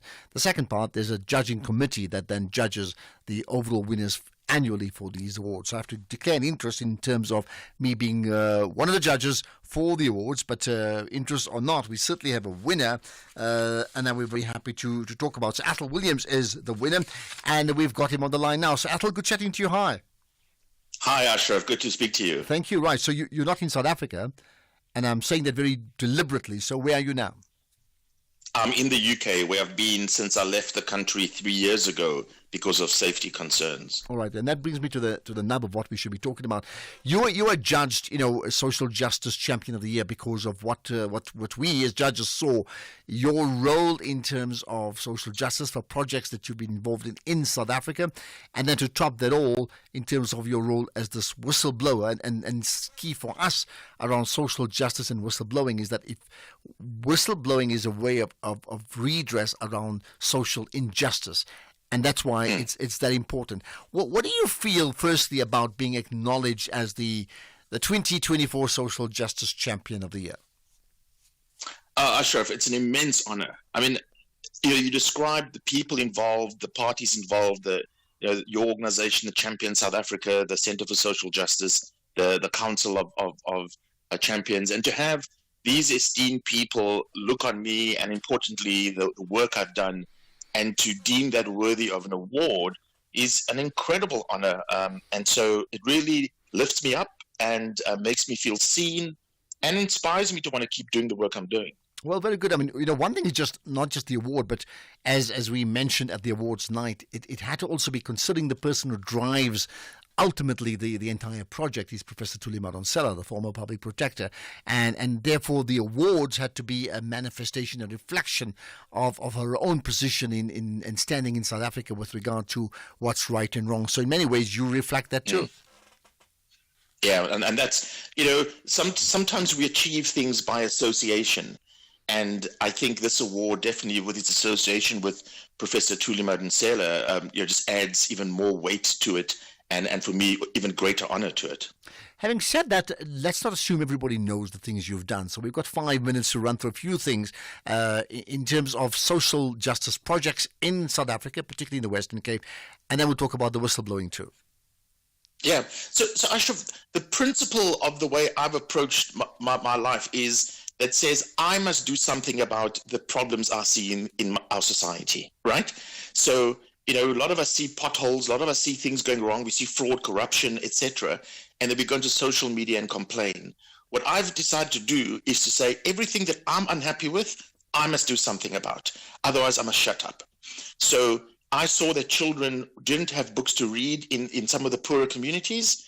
And so I created an organization called Read to Rise that goes and distributes books to those children. And to date, we've distributed over 350,000 new books to children on the Cape Flats, in Mitchells Plain, and around the country. The second thing is I've felt that our education in training business leaders did not focus enough on ethics. And so I went and developed programs and taught at UCT and around the country to teach business ethics to business leaders. And that brings us to my third element, which is what you've mentioned around the whistleblowing. We all lament the corruption, state capture, the looting. And my view is, Ashraf, many of us to different degrees see things going wrong. We see things that shouldn't be happening. We see illegal things and we turn the other way. And again, I had to make the call that said, if I want corruption to be rid of eliminated from our country, I needed to speak up. So what did you do? So I, noticed what was happening with state capture, what was happening with the looting that was going on. Where I worked, I had access to bits of information, and I thought this information was relevant to what the Zondo Commission was doing. So I contacted the Zondo Commission, told them I had some information which I thought might be relevant. I submitted the information to them. They thought it was very relevant and asked me to testify. Now, of course, testifying then meant I'd become a public whistleblower. And that was a very difficult decision for me to make, because while I was quite comfortable providing this information, I knew once I went public, that would then put me in harm's way. And I then testified. I made the call to act in the interest of our country. I testified for 2 days at the Zondo Commission, implicated 39 parties, including the former president, many powerful people and organizations. So much so that the Zondo Commission report, Judge Zondo at the end thanked me personally because my evidence was so relevant to the work the Commission did. Okay, so you did that. There were risks involved, and then what? You thought your job's over. Exactly. I did think my job was over. I thought I'd go back to my normal life. I was a senior executive in business. I was an academic at a university, and I thought I'd just go back to living my normal life. And that's what I got very, very wrong. Because actually, all of South African society at the top level turned its back on me. So my university asked me to leave. No companies would employ me, literally, right? So with all of my degrees, with all of my experience, right, name your favorite CEO, and I would have contacted them and they wouldn't help me. I got information, Ashraf, from credible sources that my life was in danger. I had one person in government say, I'm in the crosshairs of people wanting to silence me. I got information from international NGOs saying they track these situations and I'm in grave danger. And then when Babita Deokaran was assassinated, it brought it all home for me that, given what I've done and revealed, I actually am in grave danger. And, I wrote to the president, Ashraf, 9 different times, and not once did he even acknowledge my letter. And so I knew that our government wouldn't protect me. And so sadly, in 2021, I had to leave South Africa, my home, the country I stood up for, and had to go into exile. Okay. So, I wish we had more time. We don't. We maybe have a longer discussion some other time. So here's the bottom line. You're out in exile, I think at Oxford, more than anything else, right? Yeah. and you're now the recipient of this award. And we're on to news time, and I'm going to pressure you to say, how would you like to use this award as the 2024 Social Justice Champion of the Year to further all the things that you wish well for this country? I want it to be a reminder to citizens of South Africa that we need to take back our country. We individually need to stand up and say, I will not tolerate the things that are wrong. I will do something to fix them. Okay, and let's hope that may happen. That's why they call you the Social Justice Champion of the Year. Athol Williams, if the cap fits, wear it. Clearly does. And well done on your award, and we look forward to chatting to you again. But for now, keep on winning, even though winning sometimes looks like you're losing. You know exactly what I mean. Thank you for your time. It's 6 o'clock. Let's get the news now with Greg Gross.